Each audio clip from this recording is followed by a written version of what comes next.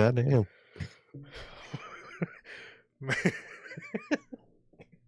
Man. Well, ladies and gentlemen, we are 3 days removed from the John Cena heel turn, and I still have yet to figure out what life is now that John Cena has turned heel.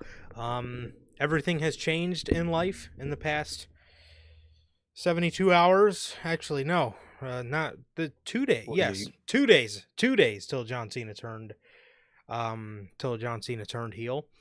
And life has completely changed in the past 48 hours, man. It's been a different life has been a different vibe. I've been completely viewing the world differently since wow, my goat has turned heel. My God. My crazy. God.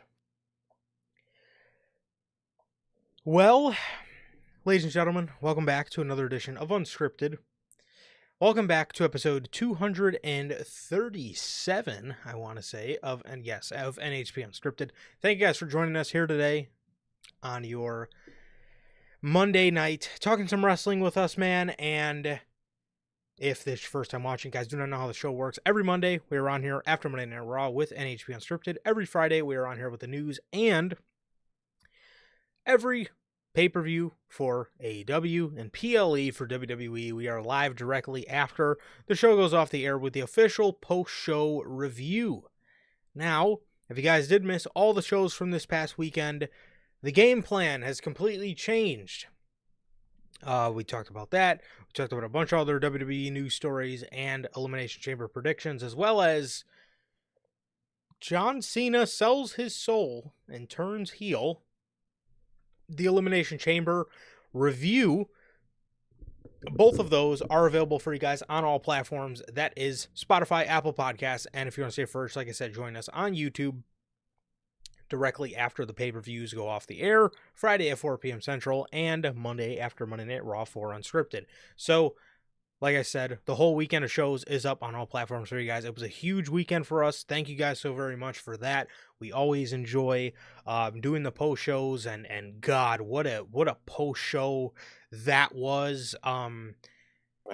Stunned beyond words. Genuinely stunned beyond words, man. And I know, I know WWE just, man, they did a great job at trying to keep that quiet, and they did a great job at delivering.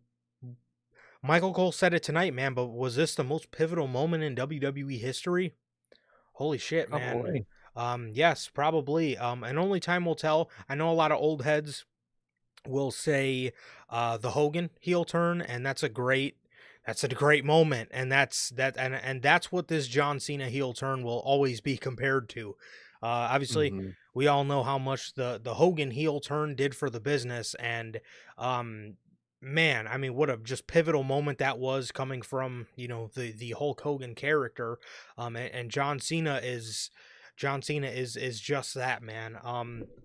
John Cena is the heel turn is, I'm assuming. I chatted with one of our viewers that was grew up on Hulk Hogan, and what he described was pretty similar to what the fuck I felt, and I think what a lot of other people felt watching John Cena's heel turn this past Saturday at Elimination Chamber, man. Not only did that immediately become a huge front runner already for Moment of the Year, but Elimination Chamber became a huge front runner already for Show of the Year, because that was a kick-ass show. And man, it's so fucking crazy. Even like, I was just thinking about it today during my day, man. It's just like, man, John Cena turned heel, and I just find myself at random points in the day just thinking and it's just reflecting on, like, how crazy that actually is, man. So the fact that is, and the fact that it's like that, and just the shock and the heartbreak that I experienced, tells me WWE did a fantastic job with John Cena's heel turn, man. Excellent. I think they did. I think they really did. The aftermath is just, it's crazy, man. The vibe in the world is just so different. after John Cena turned heel, and it truly is. Everything is amazing, man. Love what they did, and Chamber, it was a phenomenal show, man. Definitely had moment of the year, probably. Obviously, there's the rest of the year, but if I'm a betting man, I'd put money on that. It could be moment of the year, and probably will be. But you got to show the year contender, man, and it was just a really good, just business world changing weekend, man. It was insane. Not to mention there was a uh front runner, at least now as of March 3rd. There was a fucking another front runner for match of the year with Sami Zayn Yeah, and Kevin Owens. So um and you know it's so insane. one of my favorite things has been to look back over the past couple of days and just like one of my favorite tweets that I've seen, or not just tweets, but one of my favorite things that people have brought to light as of the past 48 hours on social media is everything that Bray Wyatt said about the John Cena character, their whole feud. And you know, Hmm. these guys have always been tethered. Bray Wyatt is a huge rival of John Cena's, especially when you talk about the, current, more modern superstars, um, of this generation. You obviously look at the Roman Reigns and the Bray Wyatts and those kind of guys that are huge rivals for John Cena. Everything Wyndham said about John Cena was fucking correct. And Hmm. um that's awesome. One half of me is gets really sad because, Yeah. you wish he was here to like interact with whatever this heel John Cena is going to be, but um he was a prophet, bro. He was a It prophet. He was. he knew this, and he was a visionary, man. He's seen all of this. He read John Cena like a book, and he knew exactly what who this guy was, and that he was a fraud. And Mhm. it's just it's so beautiful, man. And again, one part of it sucks because he's not here to see this and to, like I said, interact with this new state of John Cena. But on the other half, you can't help but fucking think how cool that is. That in the end, the words he spoke were fucking true about the John Cena character, and that is just one thing that is a no, that's been one of my favorite parts about these past couple days on social media is people just bringing that to light. It's so cool, man. It's so cool to see, and it's just crazy, man. It's just crazy that it's still just crazy that he's not here anymore. But good stuff, man. Good, just great stuff. You love to see just stuff like that happen. Years after they had their last match. So crazy stuff, man. Most definitely, man. Insane. I really wish, Ray could be here to be involved in this and just be a part of it, dude. I mean, he predicted all this and everything he said came to light, and I wish he was here to see it, man. But his memory, yeah, I don't know, especially involved with this Cena stuff, is just so apparent. It really still is amazing just looking back at everything, Bray said and was about, and it was like, man, yeah, I wish he was here to be involved in this, man. But everything he said was true, and finally after 10 years was that feud? 11 years ago, I think it 11. was. Yes. 11. Goddamn. It came true, man. Now, I don't know how much. Now, WWE can still do something about this. Now, I don't know how much I would care to see a match between John Cena and Uncle Howdy. I would love to see a match between John Cena and Bo Dallas. But Mm-hmm. at the very least, we need some sort of interaction between Exactly. just some sort of brief interaction at the very least between the Wyatt Six or Uncle Howdy and a heel John Cena. Maybe you have Bo, maybe reiterate some of the words that his brother spoke. I think that would be very cool. And man, just rest in peace to the legend, bro. Gone way too soon. And uh it was completely rude of me, and I want to apologize. When I'm talking about John Cena's modern rivals, I completely forgot to mention AJ Styles.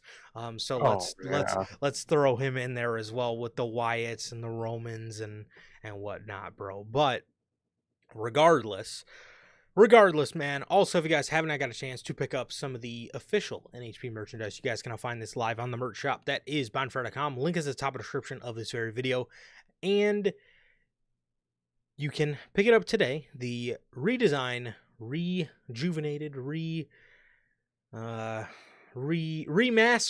That was what I was There looking you for. go. Remastered version of the NHP Next Chapter design, as you see on your very screen, man. So, as always, bonfire.com. Links at the top of the description of this very video, man. Also, if you guys haven't got a chance to check us out before, and this is your first time stopping by, I am Johnny, one half of the host of this very show, and as for the other half, we got my man Sir K here. How the hell are you, bro?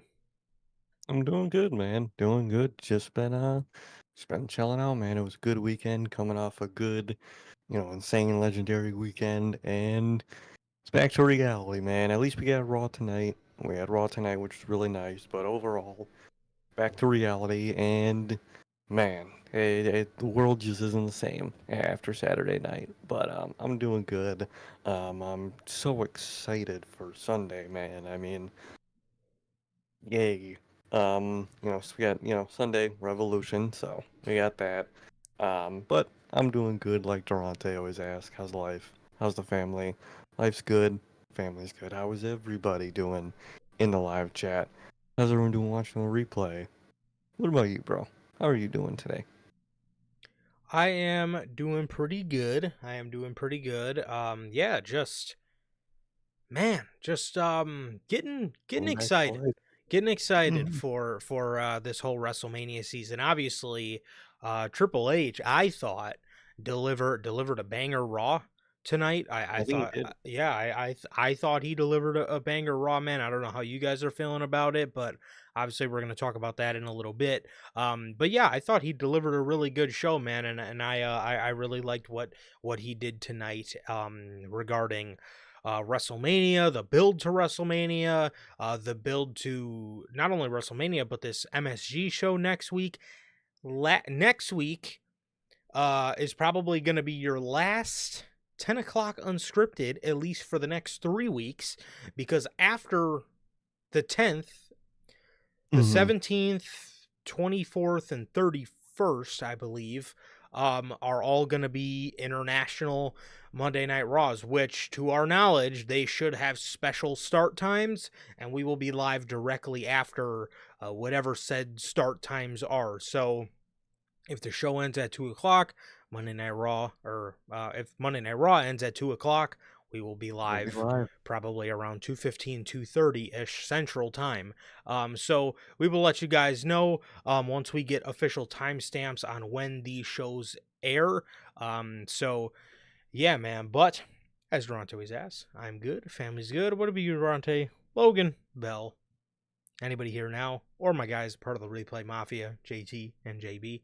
Thank you guys so very much for joining us as always. And yes, Logan says he fell asleep. Are you kidding me? Mm, I don't know how you could fall asleep after that moment, man. I Oh, really don't. man, I was up.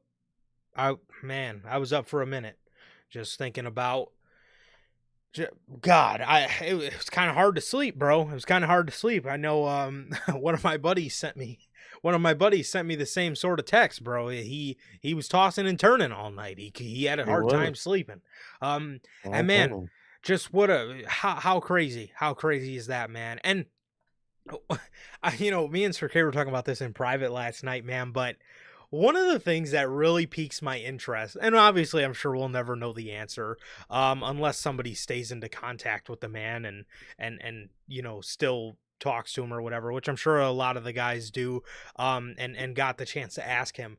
I am so fucking interested to see what the fuck Vince McMahon thought of John Cena turning heel. I am incredibly interested because one part of me thinks that he would have absolutely like gone berserk and the other part of me thinks that he actually might have fucked with it. But obviously I don't know, and we'll never know. But just coming from the guy who denied it and denied it and denied it and denied it for years, I really wonder what he thought of John Cena turning heel. I wonder if he even still watches wrestling. I I have no clue, man. I feel like he might not want to watch because he's not in control anymore. I just get that vibe from Vince. Could very well be the case. Could very well be the case. Um, yes, Logan, I've seen you've been grinding on some 7-hour I streams. mean, So if you guys are looking for some daily live streams, go hit up Mr. Manager Logan. This man has been grinding his ass off, so he deserves his flowers for that. But yes, this man has been absolutely fucking grinding. Long ass streams, bro. He's been playing Kingdom Come Deliverance 2. So if you guys right? are interested in that, go ahead. So, man, Logan says the only time he stayed up tossing and turning was when some serious brain dead decisions happened, like Roman beating Cody at 39. And You know, Logan, you must be up every Wednesday night. oh my God. Yeah, every Wednesday. You know, I Yeah, will say I yeah, have grown to love and appreciate that WrestleMania 39 shock. moment. Yeah, it ended up working out in the end. For sure. For sure. No, definitely. My man Hunter with the Hey Boys. Again, my What's up, man. man? How the hell are you, bro? How the hell are you? 48 hours after John Cena turned heel. It's a different world we live in now. Um, Really is. so, um, shout out to Hunter, by the way, man. This man, this man's reaction to, this man's reaction to the heel turn had me cracking up. So, it was very similar to mine. But man, yes, God, at the time, man, I was pretty fucked up about that WrestleMania 39 loss, I will say. Um, Crazy work. all right, guys. Well, Here's when the sadness begins. ah, there it is. No. AEW. Yeah. The boogeyman has come to get us. The Grim Reaper is fucking here. AEW Dynamite. Uh, this Dynamite show was, um, from what I Fair. can remember, pretty boring. Mm-hmm. I know that comes as a shock to probably absolutely nobody, but it was boring. It was boring. They just cannot, for the life of them, garner any interest, and you know, it really makes you think, man. And I got to mention this, you know, because you know we are living in a different world now. It is Mm-hmm. different. March 1st changed a lot of things in the world. Um it really is incredible to me the difference between things you see on WWE television versus things you see on AEW television. A lot of these guys in AEW, or at least the way Tony books a lot of these guys in AEW, they just come off as wrestlers and nothing more. Meanwhile, you watch the Yeah. show on WWE on Saturday, and I said it at the end of the chamber match, and I think or it was either that or in the middle of that Rock segment, I said out loud, man, like, dude, these guys are just masterful fucking storytellers, man. Like, the emotion, the reactions, the facial expressions, I mean, everything. And mixed with that, you do get banger wrestling. I really enjoyed Mm-hmm. both chamber matches. You know, I thought they were really, really great. And then you look at AEW, man, and they refuse to tell anything of that magnitude. And I'm not even saying they gotta, you know, create a John Cena heel turn moment, because you don't come across those moments, you know, Every week. yes, you don't come across those moments every week, but they refuse to just tell fucking anything of intrigue, man. And it's just, I don't know, man. You could, especially after a moment like that we seen on Saturday night, the gap has never been more clear, man. And I'm sorry, you guys know I love AEW, bro, but it's just the fucking truth, bro. Oh, it really is. The gap has just never been wider. I mean, how do you come off of that of Saturday night and you're like, fuck, man, I can't wait to watch Orange Cassidy. It's one of those things where it's just like they have such a great roster with people that can tell stories, and you just don't. It's just match graphics and shit happening every week. Half the time you don't care who's on your TV, why they're there, what's this, what's that. Um, AEW, they have Hangman Page, and then right now that's about it. That's about all you care about, and the show moves on. And it's just like, it's so frustrating because they can do so much better. They got people that could really have you invested, and they fail to keep you invested. Tony Khan is he doesn't know what he's doing, man, and it's so sad because he should. That show should be so much better than it is, and it's just not. And weekends like this just make you think about that even more.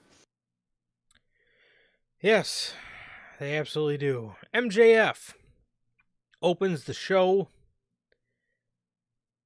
with a vignette or a video package, I guess, where he is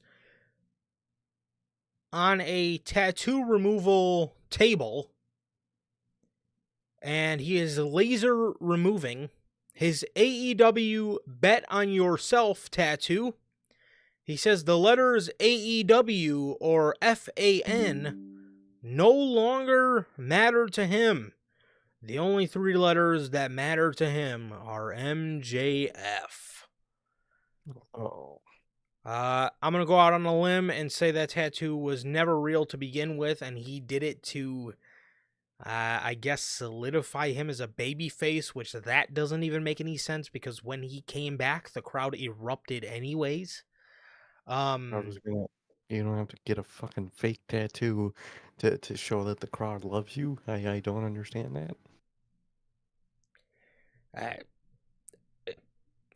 Yeah. okay, well, he gets a tattoo removed, and that's I guess that was to be expected at some point. But again, I'm guessing that um, the tattoo was never real, and if it was, the fact that he got it removed, Tony Khan should be getting night sweats because again, if, and this is just if, the tattoo was ever real, if that man genuinely took the liberty to get that removed, um, Good luck, buddy. I don't think that spells much good for AEW in terms of retaining MJF. But No. that was that. Next up, we get Adam Page speed walking to the ring. And he is not out there to cut a promo. He's out there to have a match against Aaron Solo.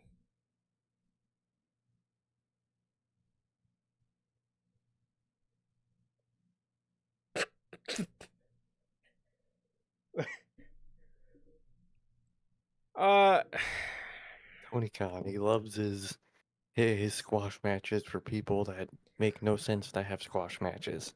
He loves them. Let me just put Roman Reigns in a local talent squash match. Let me do that.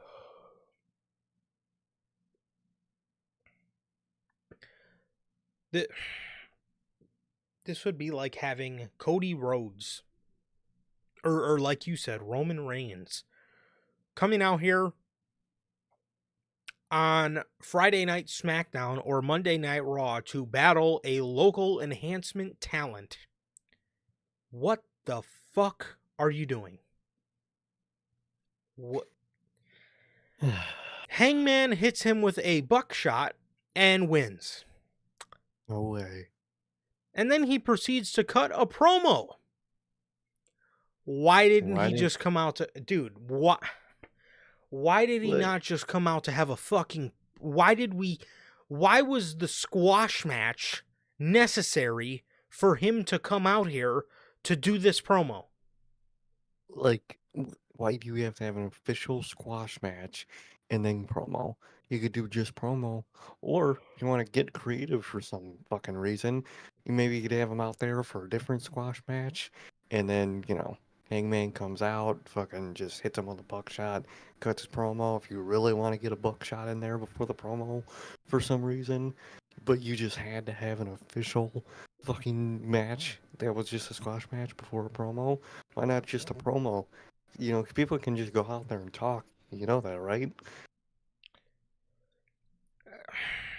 I I w- I don't think it does. I was gonna say I would think, all right, I should be saying he should know that, but at this point, dude, this is the second time he's done this with Adam Page within the last month. He's had him go Yeah. out there and do a meaningless fucking squash match for nothing.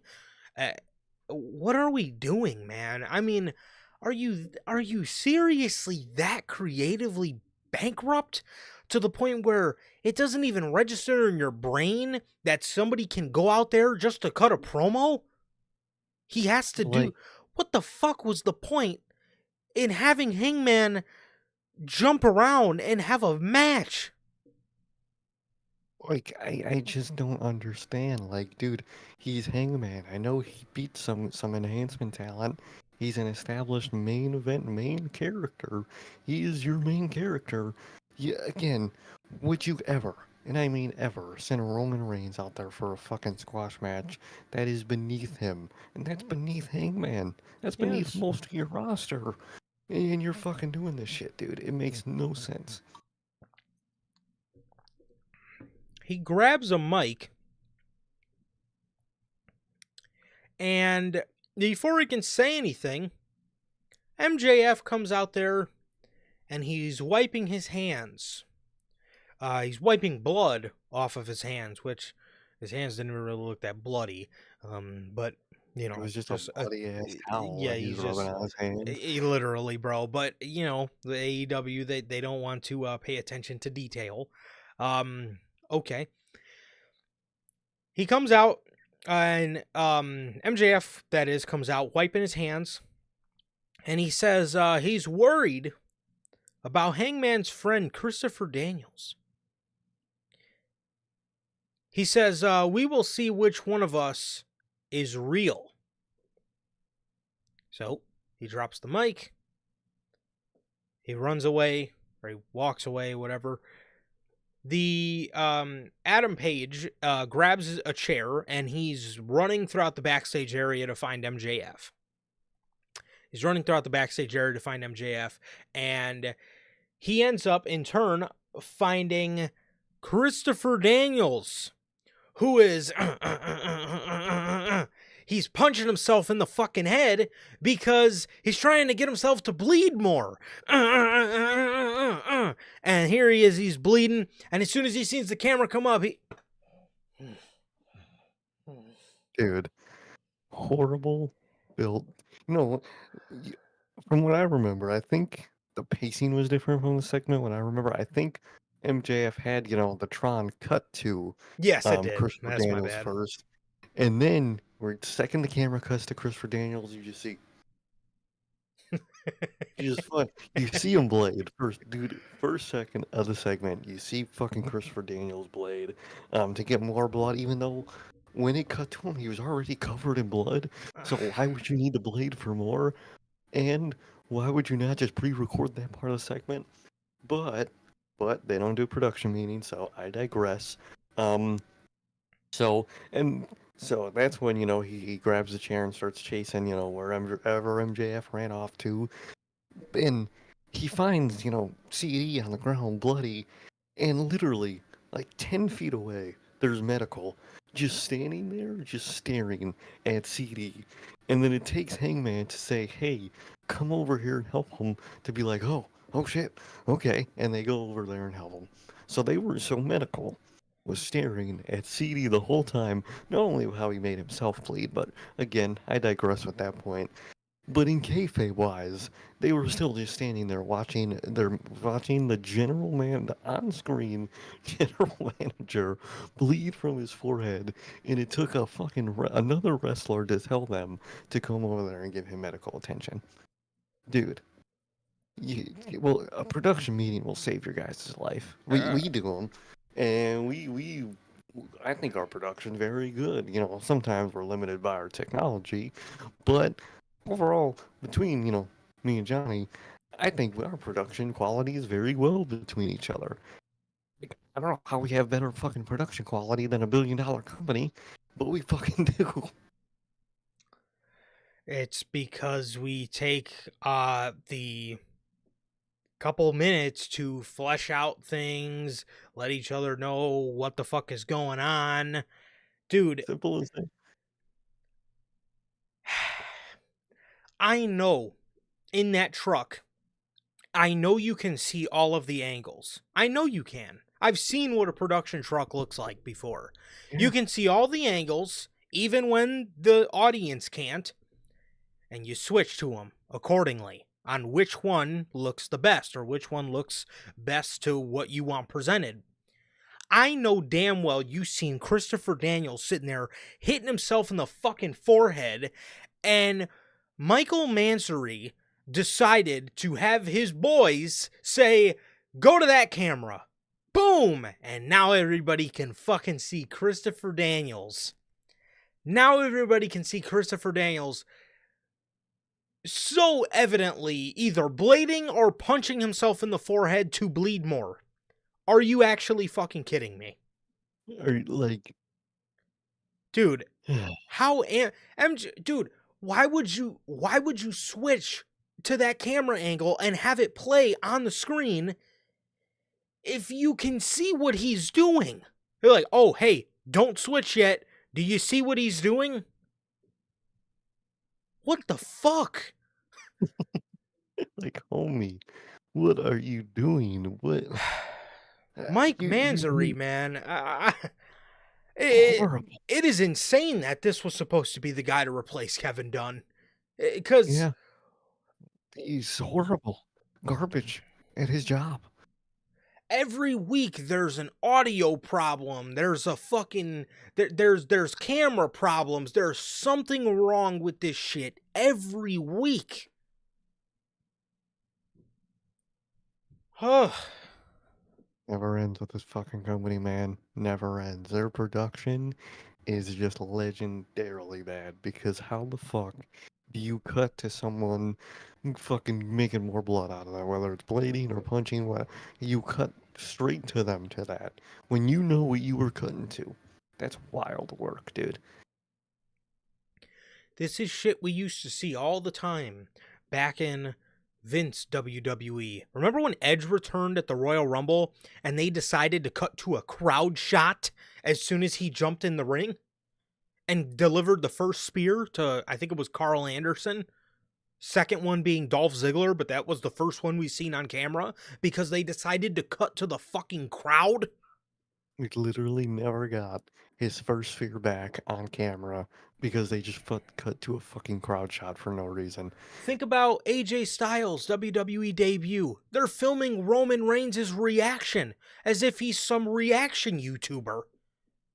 Well, if he was one of those, he would have been making some crazy ass face and yelling. But literally, dude, it's like it feels like the same thing. Just horrible fuck. It feels worse.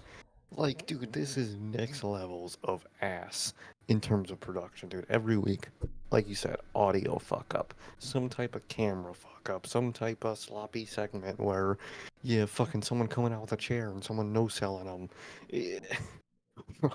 What's going on? How do you not have this happen? It's not that hard.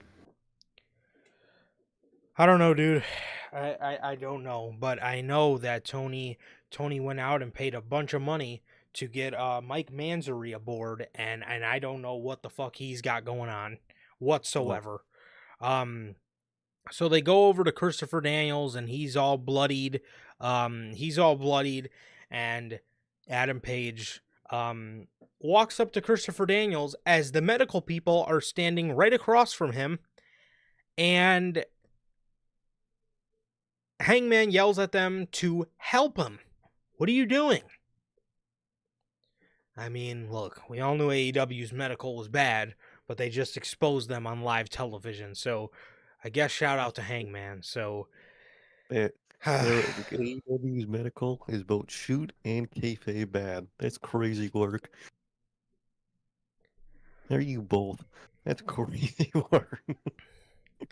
which, the purpose of the segment, it wasn't even bad.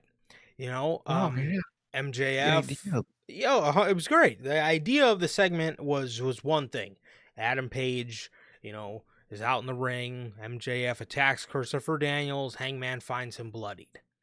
The production put into this, all your problems that you found during this segment, was knowing AEW, they probably found no problems with the segment, but all your problems that you found with this segment could have easily been avoided if you had a production meeting. Simple as that. Fucking what should be a really good segment, very simple segment at the end of the day, was just all again something with AEW where they do something and all people can talk about is a production fail, some backstage something else. It's gonna forever follow AEW at this point. So that was that.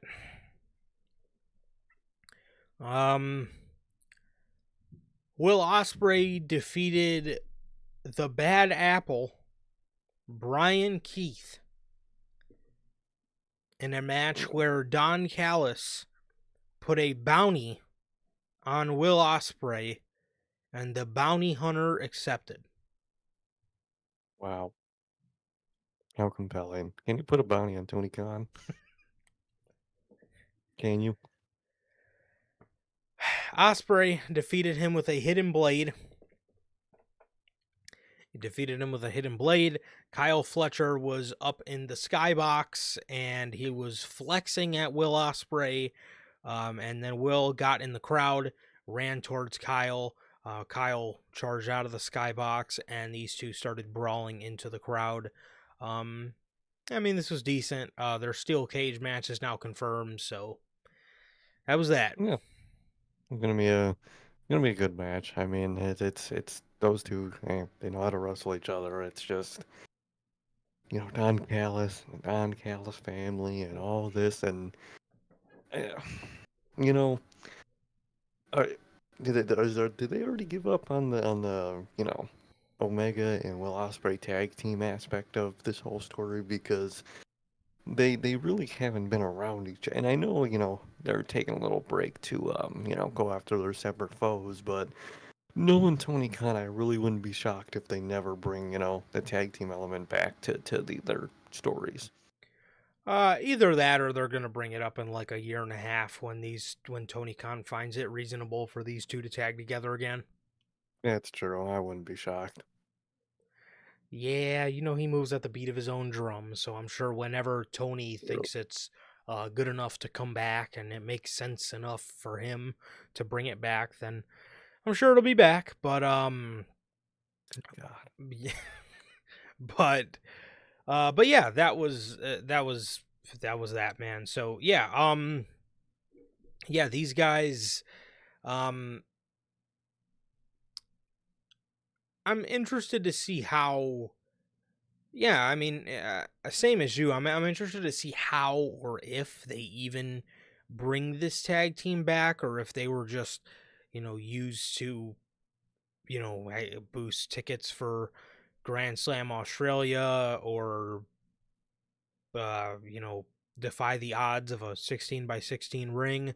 I don't know what the fuck they were put together for, but we'll see. It really all depends, I think, on if this Don Callis family feud continues after Revolution, and Yeah. so I'm not sure, man. But who knows at this point? The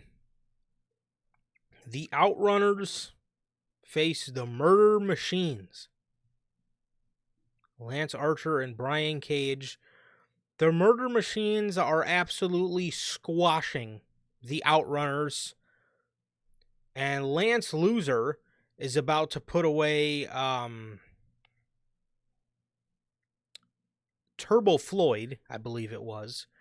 He's about to put away Turbo Floyd, and the Hurt Syndicate come to the stage. Floyd rolls up Archer, and they win the match. I understand the Outrunners won, but why are you damn near squashing them to the Murder Machines? Bro, I'm sorry, Tony, but nobody other than you gives a fucking flying fucking a fucking half about Lance Archer and Brian Cage. no, literally, dude, it's a Lance Archer and Brian Cage, two of your main event jobbers in the company as a tag team. No one takes them seriously, dude. They're nothing but two bodies that are in the tag team division. I hate to break it to you, they'll never be anything in AEW because you completely killed any momentum they could have ever had in this company. And now you're doing that same thing to a tag team that had momentum, that has still some momentum somehow, because the fans just like them. You got the Outrunners, which got over on their own just by doing their own thing, and you fail to use them for the most part. You have to get told to use them by guys on the roster, and then you don't use them after that. And now you're basically using them as the losers that are just got one over because the champs allowed it. That's what you're treating these guys as. Uh, I don't even know what this company at this point, dude. Well, the Hurt Syndicate on Collision ended up giving the Outrunners the tag team title match on Revolution, so these guys are more than likely going to get fed to the Hurt Syndicate. They could have been a great contender to beat the Hurt Syndicate, but this doesn't even shock me because apparently Tony Khan will not use these guys because they have not been locked down to multi-year contracts with AEW, which by the time that they are, their momentum is going to be far past dead. So I don't need there was no right answer here really. Either we were going to get the Outrunners fed to the Hurt Syndicate or we were going to get the Murder Machines versus the Hurt Syndicate in a match that absolutely nobody in 1,500 years wants to see. So there was no right option. Yeah, there was no right option here, and to be honest, is there any right options in this tag team division in general? God, no, there's no right options for fucking any tag team division in any fucking company, man. And what great logic by Tony Khan. The fans really like these guys. I want to lock them down to a multi-year deal, so let me use them like assholes, and then they'll sign a multi-year deal, and then they might be used. I wonder who else had that phenomenal logic at contract signing. Good lord. Yeah, it's interesting to think about. Tony McMahon. Literally. So that was that. Swerve. This was actually the best part of the show. I actually really like this. Swerve comes out.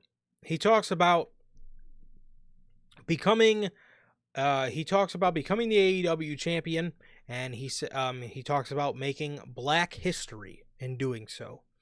He says the world title has been out of his focus for a while, but he is still the man around here. He says Ricochet wants gold too, but this ends when I say it ends. Ricochet comes out to the stage. He says, Swerve, you had your chance, and I am going for the gold.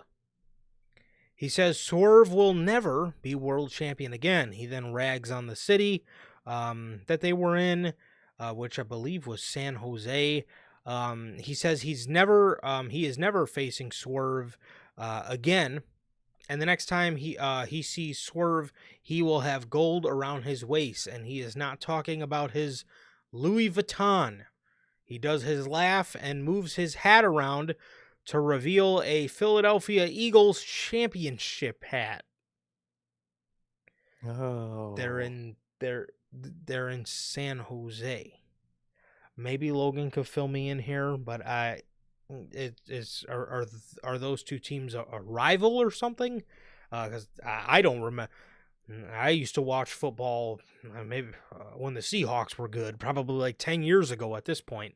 I don't remember ever hearing about a Philadelphia Eagles and, um, well, they're not even, yeah, the Chargers are in LA now, so they're not even fucking in, well, they were in San Diego. They weren't even in San Diego. I don't get it, okay? I don't get what was the point of the champion the Eagles had? I don't even think either guy is from Philadelphia. Swerve's from Washington, and Ricochet's from Nevada, I think. Like, I what the? Okay, all right. Uh, Yeah. so, anyways, he says he's gonna have gold around his waist, and he's not talking about his Louis Vuitton. Nana then stops Ricochet. He says, "Wait, I have an offer for you, actually. I talked to Tony Khan, and he thinks the fans deserve a rematch. And if you accept a match with Swerve Strickland, whoever wins this will be the number one contender for the world title."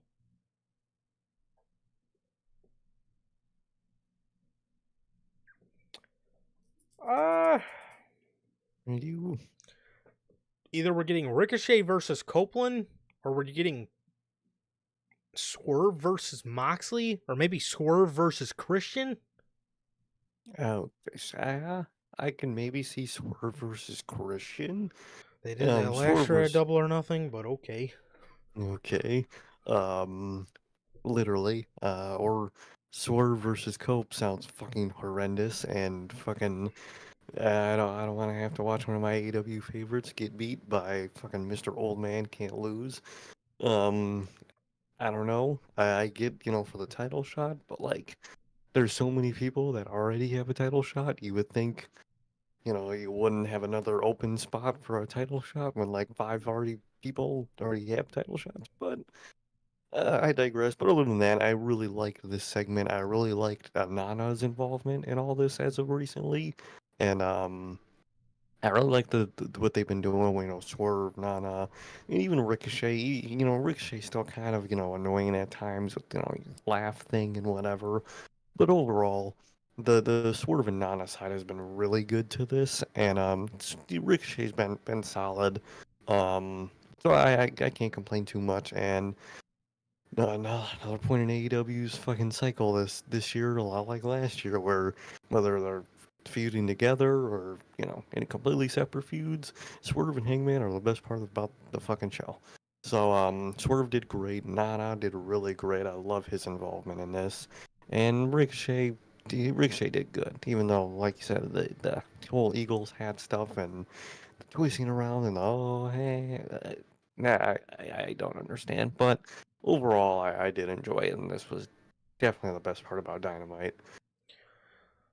So the option, we should be very scared for the option of Ricochet versus Copeland, because at this point Copeland may have been so scarred by what Ricky Starks did to him on the mic that he has to pick on Ricochet, who can't speak to save his life. um so I wouldn't be shocked. I wouldn't be shocked either. Feeding Mr. Rated R, Rated E for ego, Adam Literally. Copeland. So Ricochet says all he has to do is whip Swerve's ass one more time, and he's basically the new world champion. He says, okay, but not in San Diego. Oh, so they were in San Diego, not San Jose. Who even fucking knows anymore? He says we will do it in a real California city, as he's dancing in Los Angeles at Revolution. He walks away. Swerve goes to get out of the ring. Nana says, wait. I got to talk to you for a minute. He says, Swerve, I'm so proud of you for wanting to make the championship number one priority to you again. because you are the most dangerous man in AEW. But he says, I need you to get my legacy back. I need you to get my robe back, or else I don't know if I could do this anymore. I've taken a lot of bullets for you. And he walks away, and Swerve's looking at him like, Hey, what the fuck? that was great. One Mm-hmm. concern. If Ricochet wins, don't tell me you're gonna split up Nana and Swerve. That was took the words It's right out of my mouth. What are the fucking odds they nice. have? What are the odds they do a MVP breaking up with Bobby Lashley to go with Omos? I was just gonna say that because, you know, Ricochet would very much benefit from a mouthpiece, and Swerve can talk on his own, no problem. And I feel like Tony might be thinking that, and that is very scary. That is That would be some horrid. Vince shit, bro. Some Vince McMahon shit. Just, oh, this guy's feuding with one guy, and the one guy has a manager, and the one guy can't really talk well. Well, I'll just have the other guy beat him, and in the feud, he'll get his manager, and you can talk for him. Oh, duh. Dude, I swear to God, if you waste Nana on Dude, Ricochet, I swear to God, Tony, I swear to God, and I really wouldn't be shocked, and that's very scary with this.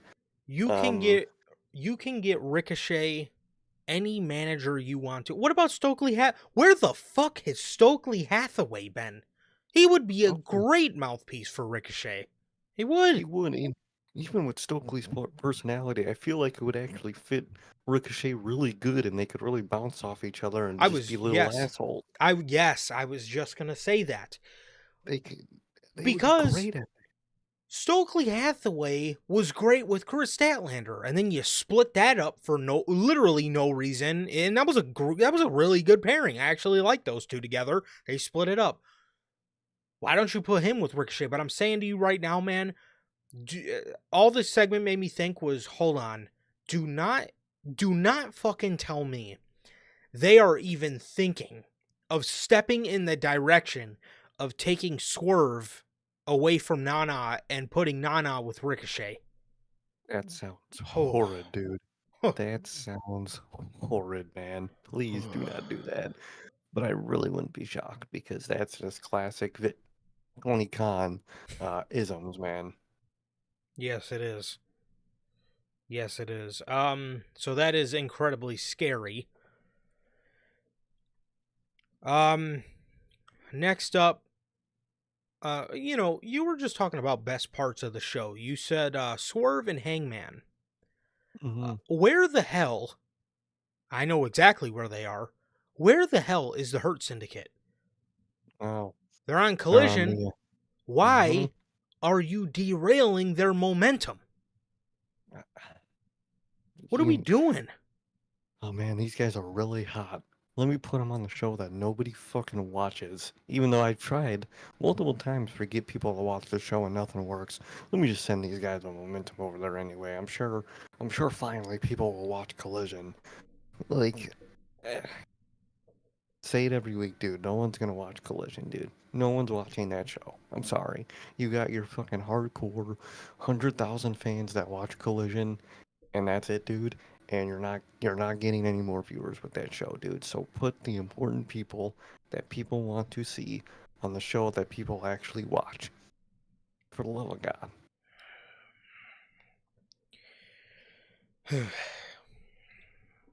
Well, some Collision Cowboys made their way over to Dynamite this week as the Undisputed Era, or the Undisputed Kingdom of Cole, O'Reilly, and Strong took on Daniel Garcia and FTR. I'm going to get back to them in a second. Hmm. So, Daniel Garcia ends up getting rolled up and pinned clean by Adam Cole in this match. And both of these groups are shoving each other back and forth. Right after the match, Tony, jumped to the graphic of Garcia versus Cole for the TNT title this Saturday on Collision, which ended up getting broken up by the fucking infantry. And then you wonder why nobody watches Collision. Because imagine two guys, they say, all right, I fuck with Daniel Garcia. The way he's being booked, I don't know why you would fuck with him. But the same thing goes for Adam Cole. But you say, maybe there are fans out there that say, I fuck with Daniel Garcia, I fuck with Adam Cole. I think they're going to put on a great fucking match. I want to see who wins this, man. Maybe Adam Cole gets his first singles title in AEW, right? You go and watch fucking Collision and Shane Taylor Promotion and the fucking infantry break up the match. You got fucking Suge Knight and his fucking dork lackeys coming out there and just doing shit like, bro, why is this dude here? Who cares about who cares about Shane Taylor Promotions? Did anybody care when we were forced to have him watch Samoa Joe? To have him face Samoa Joe? Did anyone care then? No one's gonna care now, dude. What are you doing? This is why nobody watches Collision. Either that, or there's like 24 luchadors in the ring and nobody fucking even knows their name. No, They're it's just in a just big bunch of multi-man. a big multi-man, a bunch of Macs doing the same flips, doing the same moves, all that if they could all do. What? Dude, that exactly right there is the reason nobody watches Collision. That is Yeah. exactly why. You had the fucking infantry break up a match between Daniel Garcia and Adam Cole. A match that, again, a lot of people like Garcia and Cole. Who's to say you didn't get some viewers because people like both of these guys? Well, guess what? You lost them immediately. You are actively running people away from the show because of decisions like that. Mm-hmm. What a fucking joke. All right. So, you the Death Riders. Copeland is out there, and he is attacked by Claudio. He then ends up getting the upper hand in the whole situation, and he ends up attacking Claudio himself. The Death Riders then come out to attack Adam Copeland. In my head, I'm thinking this question. Where is rated FTR? And didn't we just see them in the last segment on the show? Teaming with Daniel Garcia, but here is their boy, Copeland, getting his ass whipped by the Death Riders, and they're nowhere to be found. This is why, dude, you can't tell me the way they've stopped and started the way Tony Khan has got with FTR and how fucking heavy the stop-start pushes have gotten, you can't tell me they're not being punished for some unnamed reason. There's no way you can't tell me that, because they were brought back with Adam Copeland to fight the Death Riders. Here Adam Copeland is teaming up with Jay White, and FTR is back on Collision as if nothing ever happened. Nope. Nothing ever happened. I wouldn't be shocked. I mean, they were CMFTR. They were ride or die for that man. And I mean, we all made the jokes. They were career riding and shit. And they're not booked that much anymore. It's very on and off. Sounds like to me, a certain person is mad that he was that they were friends with someone who's not involved in the company anymore. Who else was friends with CM Punk that kind of got pushed out the company? Man, Ricky I don't know. Starks, Jamie Hayter, Britt Baker, Even more, I'm probably just forgetting in the moment right now. yeah. Dude, it's a fucking pattern, and it's a very very clear pattern, dude. And it's just so frustrating, and just goes to show, like, dude, what what is this, bro? Like, the backstage politics, Tony Khan not realizing he has people, not using people, ghosting people on his roster left and right, dude. How do you work in that environment, dude? How is that a place that people flock to? Why are free agents still running that place? Money. He pays good, and I guess that's all these people care about, dude. It's very unfortunate. So they're attacking Copeland. Switchblade comes out to save because we don't know where we don't know where his boys are. Apparently, I guess consoling Daniel Garcia after he probably ranks amongst the most meaningless TNT champions of all time. Switchblade comes out for the save. Marina Shafir gets Busaiko Need from Wheeler Yuta by accident. He then hit Switchblade, then hits a Blade Runner on Yuta, and Willow Nightingale comes out as John Moxley is at the barricade. I guess he is at the barricade scared of Moxley and Copeland. Yeah, well, a lot of things about the segment really didn't make sense. I mean, at the end of the day, why wouldn't Mox just not run at Jay White with the chair anyway? He's John Moxley. It's not like he's afraid to get hurt in case of emergency. And commentary. So, they're doing a little thing where, they're all knocked down the ring. Copeland's doing his fucking concerto like he loves to do. And he looks like he's about to do it to Marina Shafir. And commentary's like, oh my god, Cope, don't do something you're gonna regret. That's just wrong. You can't do.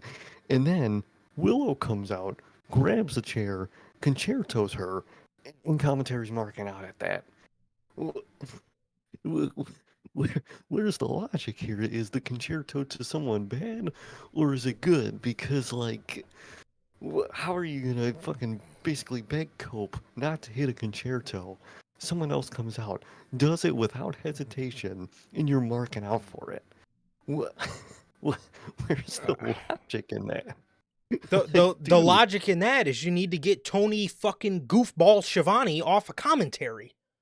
Why are you like, marking out for a dastardly move? babyface or not, that is a bad thing to do to someone. You should recognize that. And it's not like fucking Marina Shafir hit some crazy lick on Willow Nightingale where she got ahead to get it back. It was just her beating her up a couple times backstage. I don't know if that'd be worth a concerto, but you're over there marking out about it for some reason when you were about to not mark out about it. Makes no fucking sense, dude. Uh, Willow comes out, gives the concerto to Marina Shafir.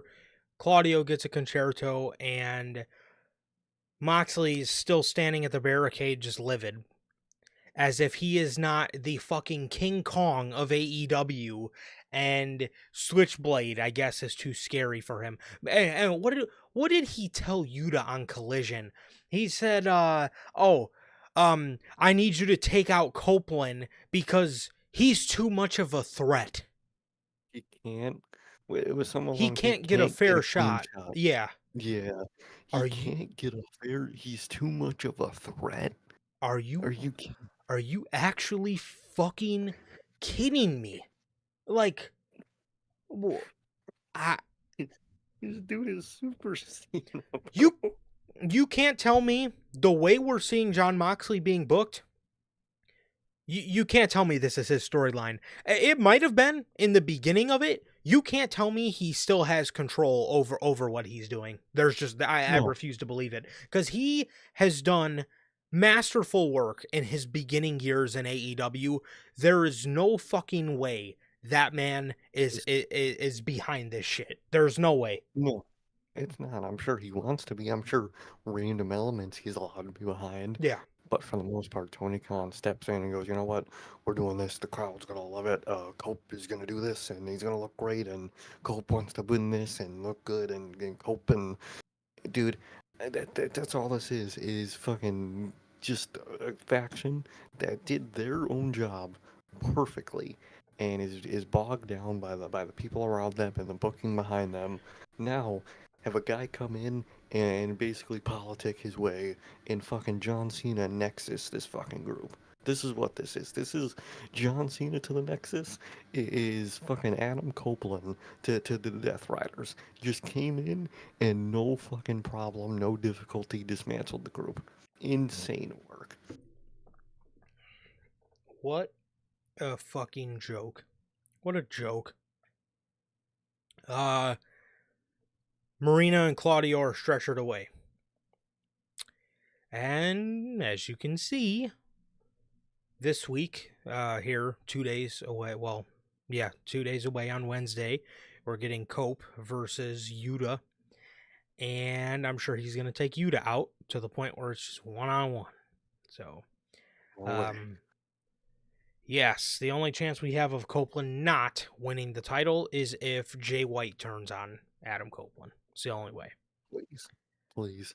Because at this point, I would rather this Death Rider stuff continue than Copeland, dude, because Copeland just sounds like a nightmare to have. I don't want to see him beat people like Swerve or anything like that. Don't want to see that. But the AEW fans, man, that they're saying that this storyline is finally clicking. It is?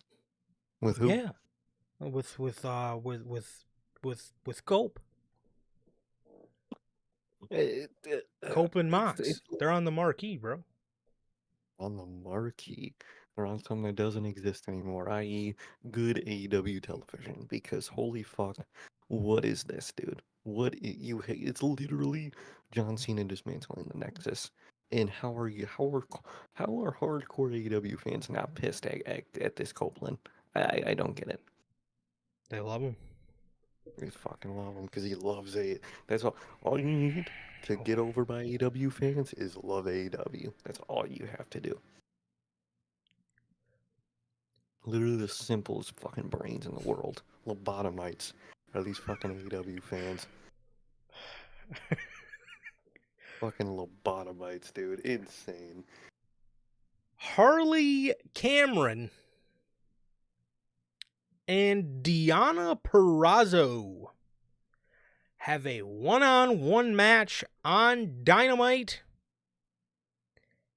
And Harley Cameron defeats Deonna fucking Purrazzo clean with a crossroads looking finisher, and we'll get to that in a second. But just for what happened on Dynamite, what the fuck are we doing? Deonna Purrazzo, one of the hottest fucking free agents when she was a free agent, coming off of her run in Impact as just the just female god in Impact Wrestling that she was, decides to come to AEW because she had a bad experience in WWE. Okay. I can understand.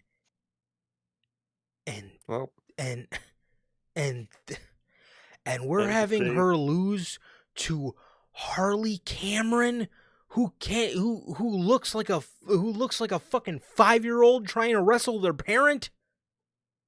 Literally, dude, it's what it's fucking insane work, dude.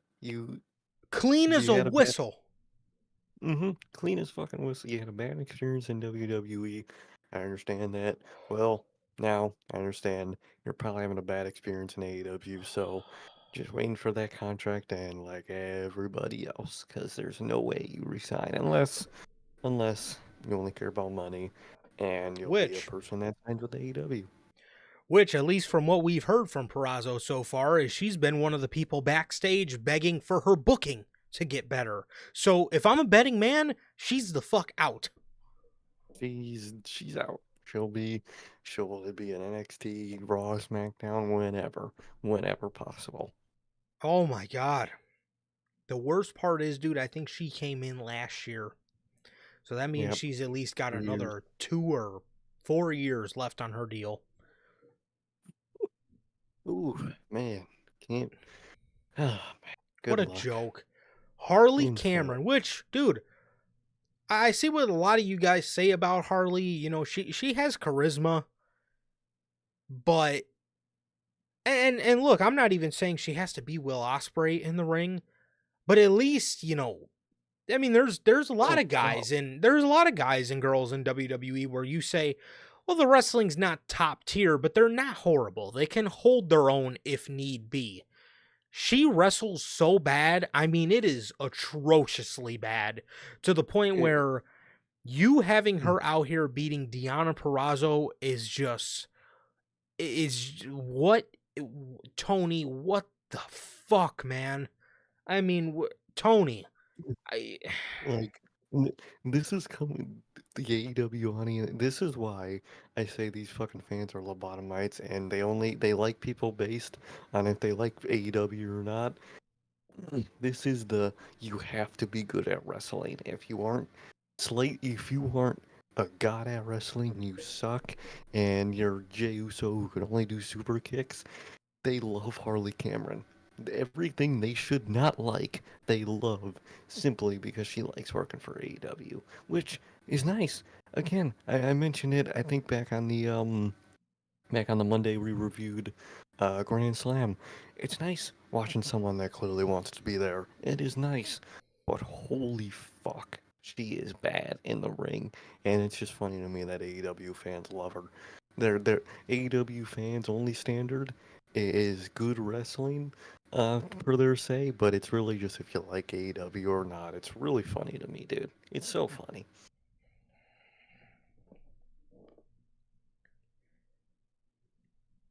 uh Exhibit B, why nobody watches Collision. Harley Cameron was on Collision this past week, and she's doing a segment with Tony Goofball Schiavone, Tony Schiavone, and she says the world wants to know what is the name, or Tony Schiavone says rather, the world wants to know what is the name of your finishing move. Harley says, well, a lot of people have been asking me, and after I did the move, I realized I didn't have a name for it. And Tony says, so, Harley, what is the name of your finishing move? And she goes, oh my God, that's it. My finishing move. Am I watching fucking Blue's Clues or Collision? Or Yeah. are they the same fucking thing? I, I think I'm watching fucking Go Diego Go and fucking Wonder Pets over here. The most fucking childish, just, oh, that's gonna be it. And dude, she's a good actor. She might as well go on fucking Disney Channel and work for them because fucking she'd probably have a better career. Because holy shit, what the fuck is that, dude? And Tony Schiavone is such a fucking shill, and he's such a goofball. He's sitting there like, so do you want me to say, oh my God, she hit her finishing move? And Harley's like, yeah, yeah. And Tony Schiavone's like, oh, okay. Are you, this is the show you're putting people on in hopes that people will watch this fucking shit? And where's Ian Riccaboni this week on or last week on Dynamite? You had a potential good thing with Tony Schiavone off, Ian there, boom, and then you just completely get rid of Ian again on Dynamite, and we get the shit trio where you got one guy that's good and two guys that fucking blow. What? What the fuck, man? So that was that. And the main event was Takeshita versus Orange Cassidy for the right to fight Kenny Omega, as if Kenny Omega is the international champion. But we're fighting to fight Kenny Omega. All right. All right. Takeshita defeats Orange Cassidy with a Raging Fire spinning suplex, and it is confirmed that Takeshita will be taking on Omega for the international title at the pay-per-view. That was Dynamite. Boring Boy. as hell. Some head-scratching decisions for sure. Oh fuck yeah. Had like well, one could have been good thing, the other actually good thing. Other than that, Dynamite was boring as fuck.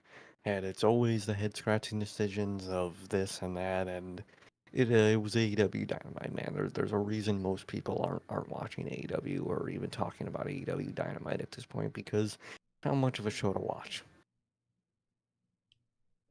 Not at all, bro. Not at all. So that was Dynamite. And if you guys need a boost for your Wednesday night fuckeries of watching AEW Dynamite, W Energy, man, the official sponsor of what we do here at NHP. W Energy is an energy drink loaded with vitamins and nootropics formulated to improve focus without the jitters, man. WW is a is too many dubs. AEW, WWE. Dubby is a clean energy formula that is sugar-free, zero-calorie, free from fillers and artificial colorings with 150 milligrams of caffeine per serving. You can get your W Energy products today with the link below and code NHP at checkout to save yourselves 10% on your next W purchase.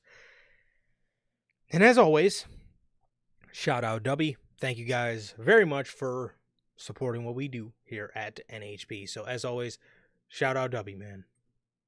Truly, always got to shout out Dubby. You know, whether you got to stay up or whether, I mean, I'm sure that most people are already staying up. You know, John Cena turned heel. Maybe you got to sit up and you got to think about it for the next whole night. Dubby will keep you awake. You won't have jitters. And it'll taste good all at the same time. Yes, sir. Yes, sir. So, no SmackDown this week. So that brings us immediately to Monday Night Raw. Finally. Well, I mean, I guess they did do a thing on SmackDown where they did a whole U.S. title tournament in one night, even though LA Knight already had a confirmed match against Nakamura for the title. And they just had to move, but I mean, they got 3 hours to kill on that fucking show anyway, so. True. True that. Also, prayers up for Shinsuke Nakamura. I heard that his brother passed, and that's why he wasn't able to be at SmackDown this week. That's what I heard.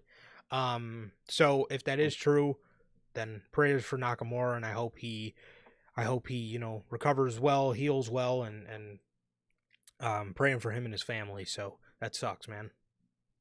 Definitely wishing the best, man. Losses in the family are the worst. I think it is because I think I saw other people, like other wrestlers posting about it. Pictures with them and shit. So I don't know. I don't know if he was a wrestler. I kind of got that vibe. Um, Hmm. I don't remember. It was on Instagram. I might be able to find it, but I'm not sure if I remember who. But condolences, man. And I hope everything's okay, man. Definitely. Definitely. It was back on like Sunday. I saw that shit or Saturday. It was a while. Yes, it was his older brother. Um I liked it.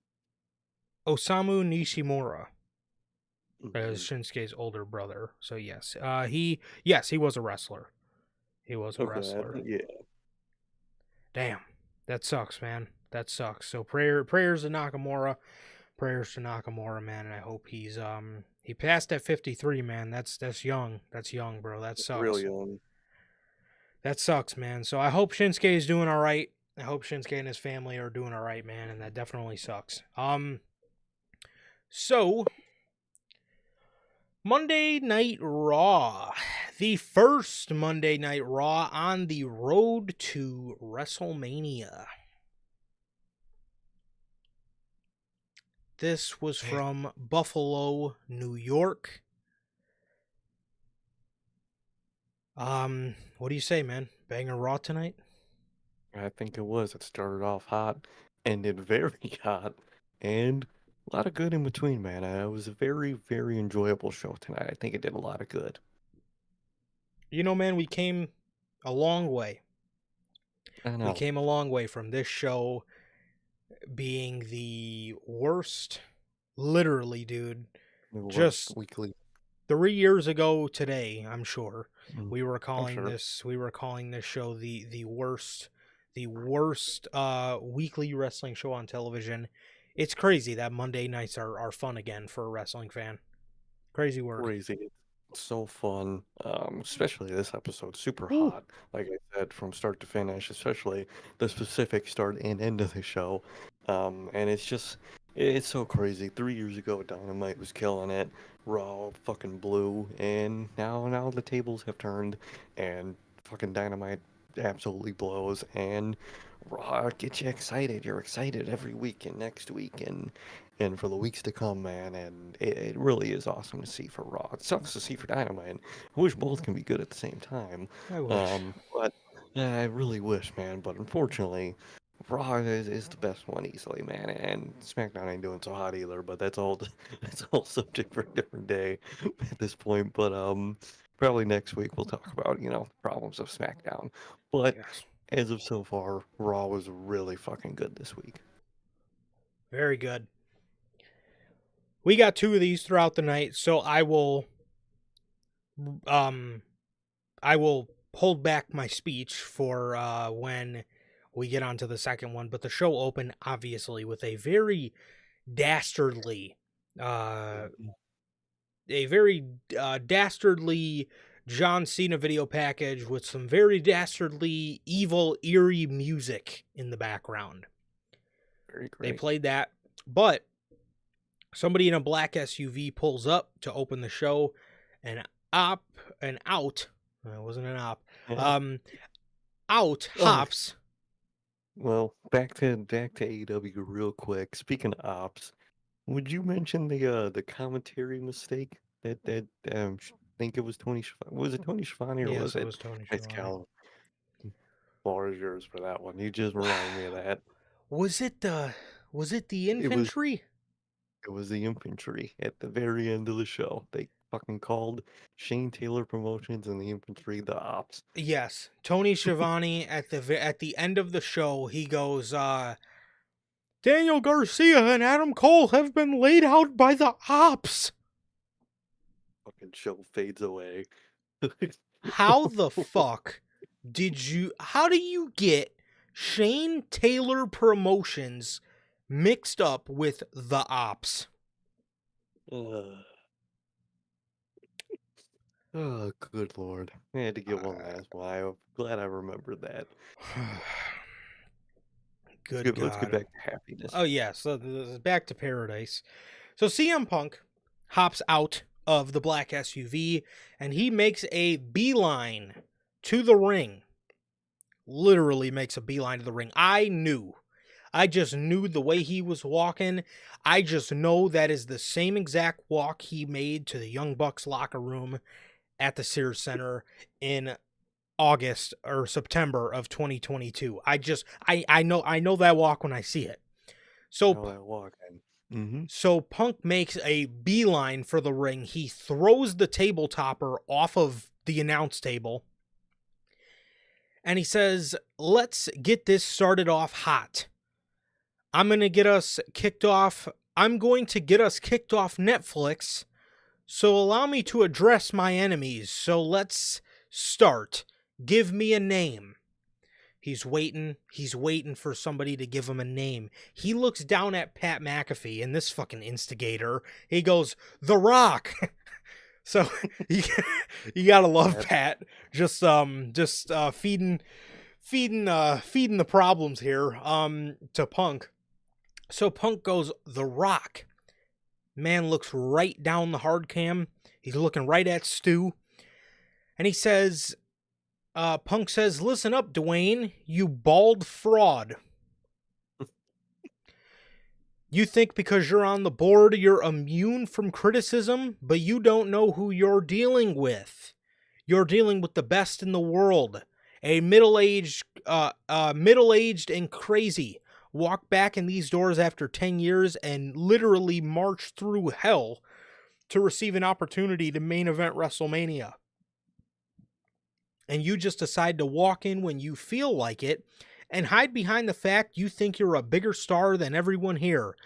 But you haven't graced us with the opportunity to do your bullshit and your forearm slap as Punk is slapping his forearm and pretend that you care about this business that gives you goosebumps. I've never been so delusional or desperate to carry around a fake title to claim I'm the people's champion. I earned it. That was the part about The Rock. Oh shit. Man. Oof. And it gets better. It's It way, gets fucking man. better. I just want you guys to know 10-year-old 2011 Johnny is fucking ecstatic hearing this next part of the promo. This is the Yep. shit I loved when I was a kid. I loved when John Cena and CM Punk, whenever they I'll never forget it. That pipe bomb. Watching that shit, dude, it was crazy. Slain soulmates. It, Truly are. it's his greatest rival. It's his Mm-hmm. greatest fucking rival. He then says, and I've never been so desperate to sell my soul. This is why I'm glad it wasn't Punk. Because I like how he mentioned it. He is desperate. He wants that WrestleMania main event more than anything. He wants to sell his soul. A part of it, part of him wants to, but he won't because that's not him. Yes. That's real ass shit. I love that. Says, and that brings me to you, John Cena. You can't see me, right? Now we can all see through you. He says, after 20 years of hustle, loyalty, and respect, I gave you the benefit of the doubt. When you didn't qualify for the Elimination Chamber, I thought what you did in the past secured your future. But you're not going to fool me twice. Hustle, loyalty, and respect for 20 plus years, and now everyone sees what I knew all along. You've been selling these people and these kids a bunch of bullshit. I fucking love CM Punk. I love CM Punk so much. Dude. Oh, this Yeah. shit was getting me fired up. I stood up from my fucking recliner and stood up to watch this promo because he was getting me so fucking fired up. I fucking thought I was going to the fucking main event of WrestleMania here. That's how you know a promo is good when you get up. And at least for me, I was pacing. I was like, bro, that shit was Dude. getting me hype, bro. It gets you, you feel like you're fucking CM Punk about to go face John Cena. That shit is incredible. This was, bro, insane. Man, he says you've been selling these people and all these kids a bunch of bullshit. He says, who gave up in the Elimination Chamber? It wasn't me. You'll never see me giving up on my dreams. As he points to the WrestleMania sign, he says, ironically, Mr. Don't Give Up gave up on himself. You gave up on these people and you gave up on all those kids. Joke's on you. I'm going to see you down the road and I'm going to get my hands on both of you bald frauds. And when I do, you're going to make a wish that I never did. Like, dog. Whew. Come on. You don't get tougher than that, bruh. That shit was insane. Punk is the guy to take the fucking title from John Cena. He is easy. Next year at Mania. Next year at Mania, I think so, dude. Dude. So, funny you say that. Mm-hmm. We haven't talked about that Discuss it. possibility. But I'll let you go ahead. I'll let you go ahead because I believe you mentioned it first. So, was it me or we were watching. If you guys don't know who the great one is, he's another wrestling YouTuber, and we kind of go. realized this when we were watching. Is it goated? Man is hilarious, dude. One of the only ones that are actually good. Because you won't find many. You'll find us, and you'll No. find him, and you'll find a few others, man. But great wrestling YouTubers are not often, and you got some right here. So subscribe if you're watching this now.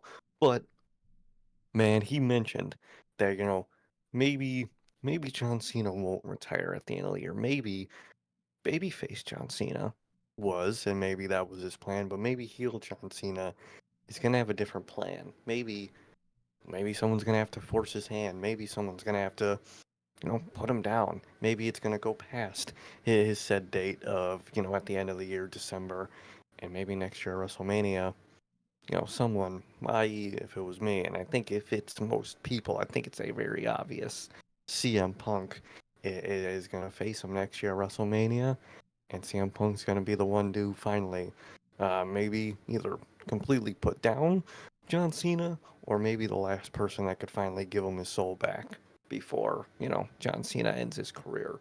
Either way, I don't know if we see him retire at the end of the year anymore. That might have just been a baby face John Cena thought, So and so it depends how, for me, it depends how deep they want to get into this, because yeah, if they really wanted to get down in the weeds of this whole thing, you could say this was maybe planned for a minute. John Cena announced the retirement tour to get opportunity and to get pity. And now once he's mhm, got it, I'm not retiring till somebody takes his fucking belt from me. I don't know And nobody can exactly, do man. it. Which could bring us to WrestleMania in New Orleans. CM Punk versus John Cena for the WWE Championship in the main event. Roman Reigns versus The Rock. Career versus Mm. Ulafala. Ooh, Sami Zayn versus Kevin Owens.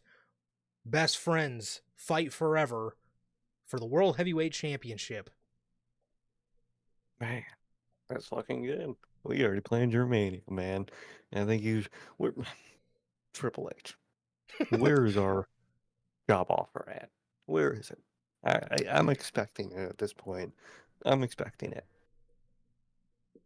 Yeah, because unless Rock waits a whole nother year to do the Cody match. I could maybe see him going with go.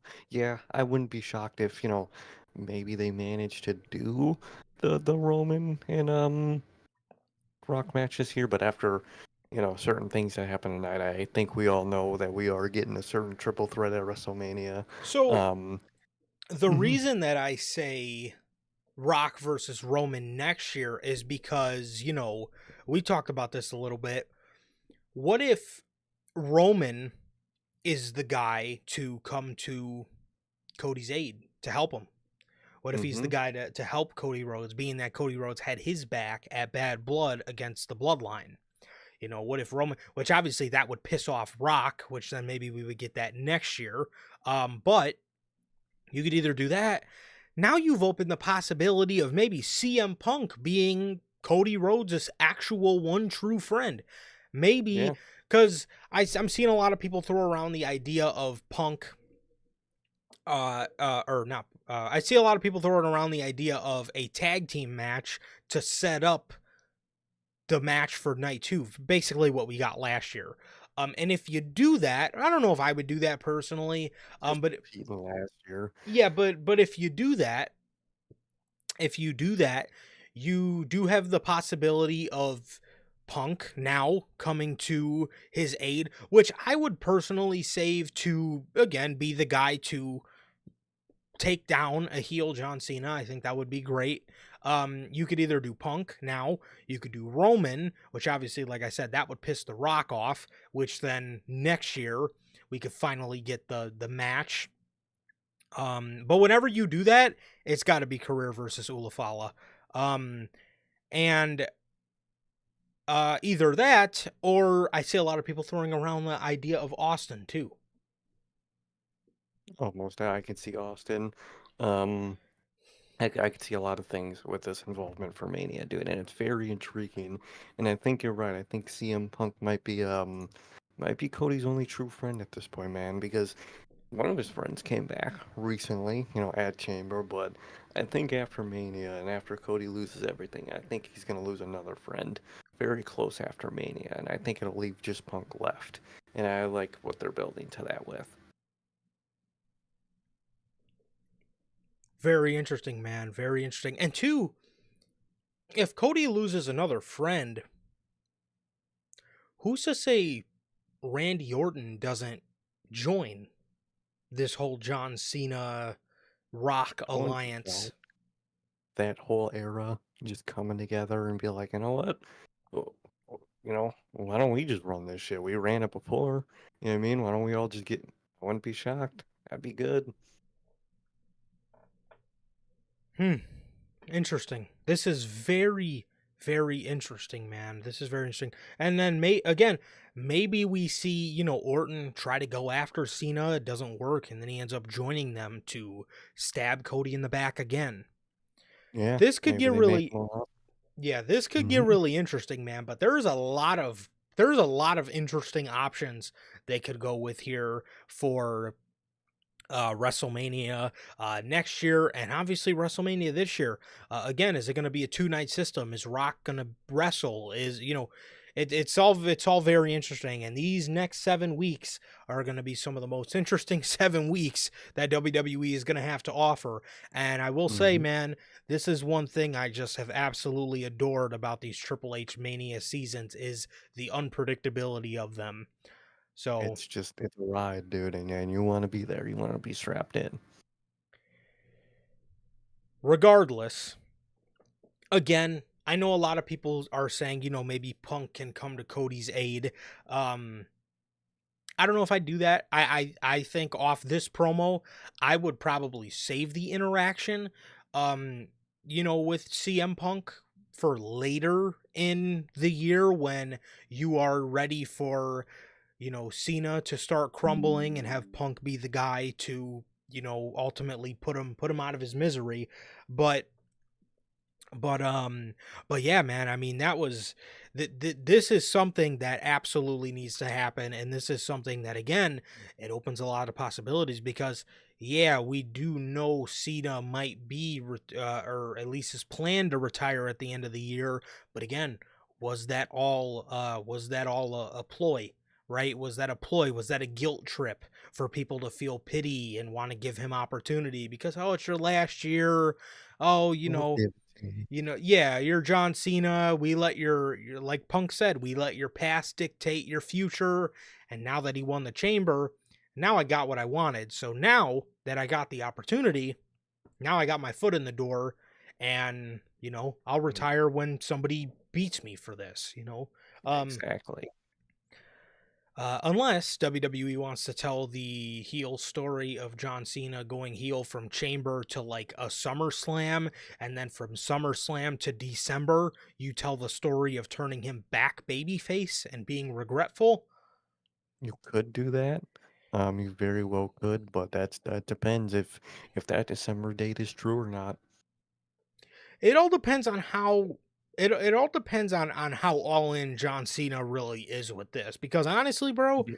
if I was him, if I was him, Okay. I again, I would say I would do the heel thing and then say, I basically did all this for opportunity, and I'll retire whenever somebody could beat me for this, and then I would drag it out till Mania 42 personally, but Most that's just definitely. me. Um, Oh yeah. but this is great, and this promo would get anybody excited for WrestleMania season. So then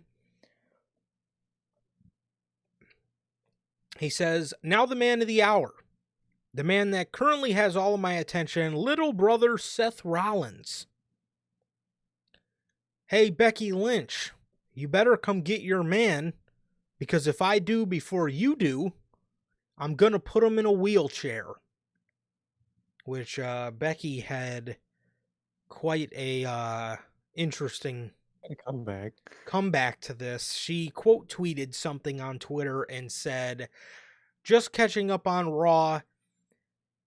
I don't think I'm the one who needs to come get their mans," as she quote tweeted about how CM Punk and Roxanne Perez had matching attires for Elimination Chamber. Oof. And ooh, E. that's ooh. Wow. She went there. She really went Um, there. and Is and she going to for herself? and you have to know this is gonna get fans saying, "Oh my God, Becky Lynch and AJ Lee." You already know that's coming. So AJ, you better get them boots ready. So Hopefully. And Probably not, but hopefully. probably not. I'm not gonna put any fucking stock into that. Just No, because. yeah, it's, believe it when we see Yeah, it. For me, exactly. I would love it, but, Oh yeah. I understand if she can't. So, Rollins' music hits, Punk wastes no time, and he heads straight for Seth Rollins as these two have an absolutely hilarious brawl ringside. They would brawl, get separated, and it was cracking me up because as soon as they would break away and start hitting each other again, it was a lot. The crowd would erupt. Mm-hmm. They would get broken up, and this happened like 7 or 8 times, dude. They would get broken up. Then they would, jump back at each other. Crowd Oh, would go nuts. It was fucking hilarious, dude. And it was a great brawl. And this was literally. this was not the end of the night for these two guys, man. But dude, what a promo from CM Punk! What a way to get your audience fired up. On officially now that you know we are on a one-way street to WrestleMania now. There's no more bumps or potholes or nothing. We got nothing else till WrestleMania. We are headed straight for WrestleMania now. So man, I mean, way to make that interesting, being that again, you opened up possibilities, and this is gonna come back to bite him eventually with The Rock, with John Cena. This is gonna be a whole thing, and Punk and them are gonna cross paths eventually. But um but it opened up a ton of possibilities, man, like I said, and it really got people fired up for WrestleMania, and good stuff, man. You can always count on Punk for shit like this. You really can. The man knows how to pump you up. And amazing open to the show, dude. Punk's talking about, Rock, Cena, very obvious foundation laid for what that's going to be in the future, which is going to be incredible, man. And it was just an incredible opening to the show. Their brawl with Seth, his brawl with Seth, was great. You just fucking break apart, fighting again, huge pop, constant, all over the announce desk, over like Pat McAfee, basically, fucking over fans. It was really good. Incredibly hot open to Monday Night Raw. Just pure pissed off energy from CM Punk. And it was really good, dude. It was incredible and very hot way to start your show, dude. Got me pumped for the rest of the show. Yes. Finn Balor is in the back. He's making fun of the Judgment. Well, he's making fun of Liv Morgan for losing the Elimination Chamber match, as he's making fun of Dominic and Carlito for backing down to Braun Breaker. Finn says, well, you had a steel chair and you still back down to him. He then tells Finn, well, maybe if we had more members, then we would have been able to handle him. Finn says, no. As a matter of fact, I'm going to go deal with Braun Breaker tonight. And this was not the end of the night for these guys either. No. So then we move on to Gunther. Otis is in the ring. Gunther's coming out for his entrance. And Gunther says, before I get in the ring with you, big boy, let me explain something to you. You're as strong as an ox. So many call you a freak of nature. But to me, you're just a freak. Wow. Man. He says, you belong in the same category as Jey Uso, an entertainer who makes himself out to be a clown for these degenerate fans. But they don't even like you. They pity you. He says, this morning, when I looked in the mirror, I had gold around my waist. Meanwhile, you cannot find a belt that fits around yours. He says, Otis, you would be great if you had a little bit of self-respect, and I am going to teach you about self-respect right now. As he jumps in the ring, he goes to say something else to Otis, but then just big boots him, and they get their match started. I don't know, man. This was a little too competitive for my liking. I Gunther being, he's putting on great matches, dude. But and again, he's putting on entertaining matches with Otis and last week with Tozawa. These just might be a bit too competitive. Unless they're really trying to make you believe that, hey, Gunther could lose. He's being taken to his limits by Otis and Tozawa. But even at that, I genuinely don't see Gunther winning. I would book it, but I don't see that, man. No, I really don't. I don't know what they think they're doing with this build with Gunther, man, on Gunther's side, but I don't know. They really have not been booking Gunther strong much of it all recently, dude. This whole title run, for the most part, is really flip-floppy with how good they're making Gunther look or not. And Mm-hmm. this was fine, it was funny, and it was a good match, but like he's a killer, dude. Why are these people putting up that much of a fight against him? I don't understand. Yeah. So, yeah, I don't know, man. Gunther's title reign, he has looked very B plus, in my Yeah. opinion. This all starts with you making him look like a complete dork to Damian fucking Priest. But let's not go there right now. Please don't. So, I can't with that guy. dude sucks. So, um, so this segment was pretty much recycled from last week, except it ended with the other guy getting the upper hand. So he beats Otis with a power bomb, which was pretty impressive. He got Otis up for a power bomb, beats him with that. He's attacking Alpha Academy after the match, very similar to last week. Jay comes out for the save. For this week, A-Town Down Under came out to attack Jay Uso. They had a segment last week where I guess Jay embarrassed them, and then Gunther slipped back in the ring after Jay took those two dorks out, and he got him in a sleeper hold and passed both of them out.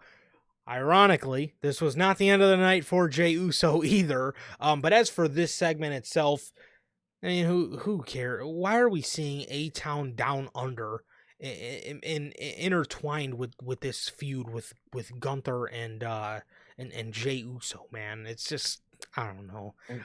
Exactly. It's just not a great look for this feud. Yeah, and I mean, so far, man, they've done a good job, but it's just like, when A-Town Right. Down Under came out there, it kind of just deflated the crowd a bit. Everybody was kind of just like, oh, Oh, like these what? guys, they're here. Okay. Um, Yeah. so I don't know what that was about, but Gunther put Jay in the sleeper hold, and that was that segment. Um, minus the A-Town Down Under stuff. I mean, it was pretty good, I guess. Yeah. It did its job for the most part. Yeah, seriously, when are they gonna even break A-Town Down Under up? I mean, dude, you're Season 5. dragging this out to the point where who the fuck cares about this, dude? Dude, we cared when these two actually, had a shot at doing something, separately. But dude, it's been like a year and a half of teasing a breakup between a group that no one even likes in the first place. What are you doing? AJ Styles is backstage. They ask AJ, they say, you have a lot of history with John Cena. You also have a lot of history with Cody Rhodes. What did you make of what happened at Elimination Chamber? AJ says, wow. I don't know what to think of the end of Elimination Chamber, but I did not see that coming. Karrion Kross, the gem that he is, he runs up behind AJ Styles, gives him a hug, and he says, it's not as surprising as you think. As AJ moves his hands away, and he's like, he backs up, he's like, what the fuck? As Karrion Kross comes up and hugs him from behind like he's like that's his slime or something. He's hugging AJ. He's hugging AJ, man, and he's like, it's not as surprising as you think. He says, if you think about it, you know, it gets frustrating when the new generation does not give you your respect. AJ then cuts him off. He says, it gets frustrating when the new generation does not give you your respect. It's almost like, who is Logan Paul to talk down to AJ Styles? I really wish we would have fucking seen their segment from last week, but just Yeah, forget about I mean, us. literally. So AJ then says, whoa, whoa, whoa. I am not John Cena, and maybe the WWE Universe needs a reminder on who AJ Styles is. And next week, I'm going to call out Logan Paul and see if he can back up all the trash he was talking. But as far as you go, trying to be the devil on my shoulder, God knows my evil ways. Hey. Karrion Kross laughs and he says, that was so easy. Karrion Kross is fucking hilarious. I love the work he's been doing as of late, dude. He was Again, prime instigator. I don't know if he was trying to slime out AJ Styles or what the whole hug from behind thing was. But AJ Styles definitely looked pretty creeped out about it for sure. But no, Karrion Kross is doing great work right now. And yeah, I like his instigator type role. Exactly. I don't know if, he was looking at AJ Styles from the back of the head. I don't know if he saw the hair and was like, oh, it's one of my homegirls. Let me come up. And I don't know if that's what he saw, but, I don't think AJ Styles was very much into that. But, especially, knowing him. But, great segment between those two, dude. Cross, great in his role. I love that, like, predictor, instigator role that he's in. I think it's really good, and Cross is just fucking hilarious. And the way and it's just cadence, and it's Yes. just fucking weird ass mannerisms, or he's just a fucking weirdo, or just fucking super hyper violent for no reason. Great. AJ Styles, dude. Like he said, he's not like John Cena. And I think we'll see that next week when he's face to face with Logan Paul, and you know, he has his evil ways and he's not afraid to show them, man. And I really like that. That was really good. And AJ's a beast, man. I'm glad he's back, dude. I'm glad he's on Raw, too. 100%. 100%. Yeah, I think he's been doing great so far that he's been on Monday Night Raw. And obviously, the wound of Braun Breaker, I think, is still left open. I obviously think this is all going to come back around to play for WrestleMania. So, I yeah. think so. I think Um, it will. but yeah, I mean, again, man, this I love the role of Karrion Kross. He's almost in his own way, um, very much of a prophet, just like Just Bray like Wyatt Brian was. was. And I know, I know they were super close, and I'm sure that's an aspect that Cross wanted to, invigorate in his character, because those two were very close, and Wyndham was like that a lot. He was very predicting of things. So I love that aspect to Karrion Kross's character, and I just love the aura he has about him. I really do. I like it a lot. We get an Intercontinental Championship, Women's Intercontinental Championship match. Lyra Valkyria.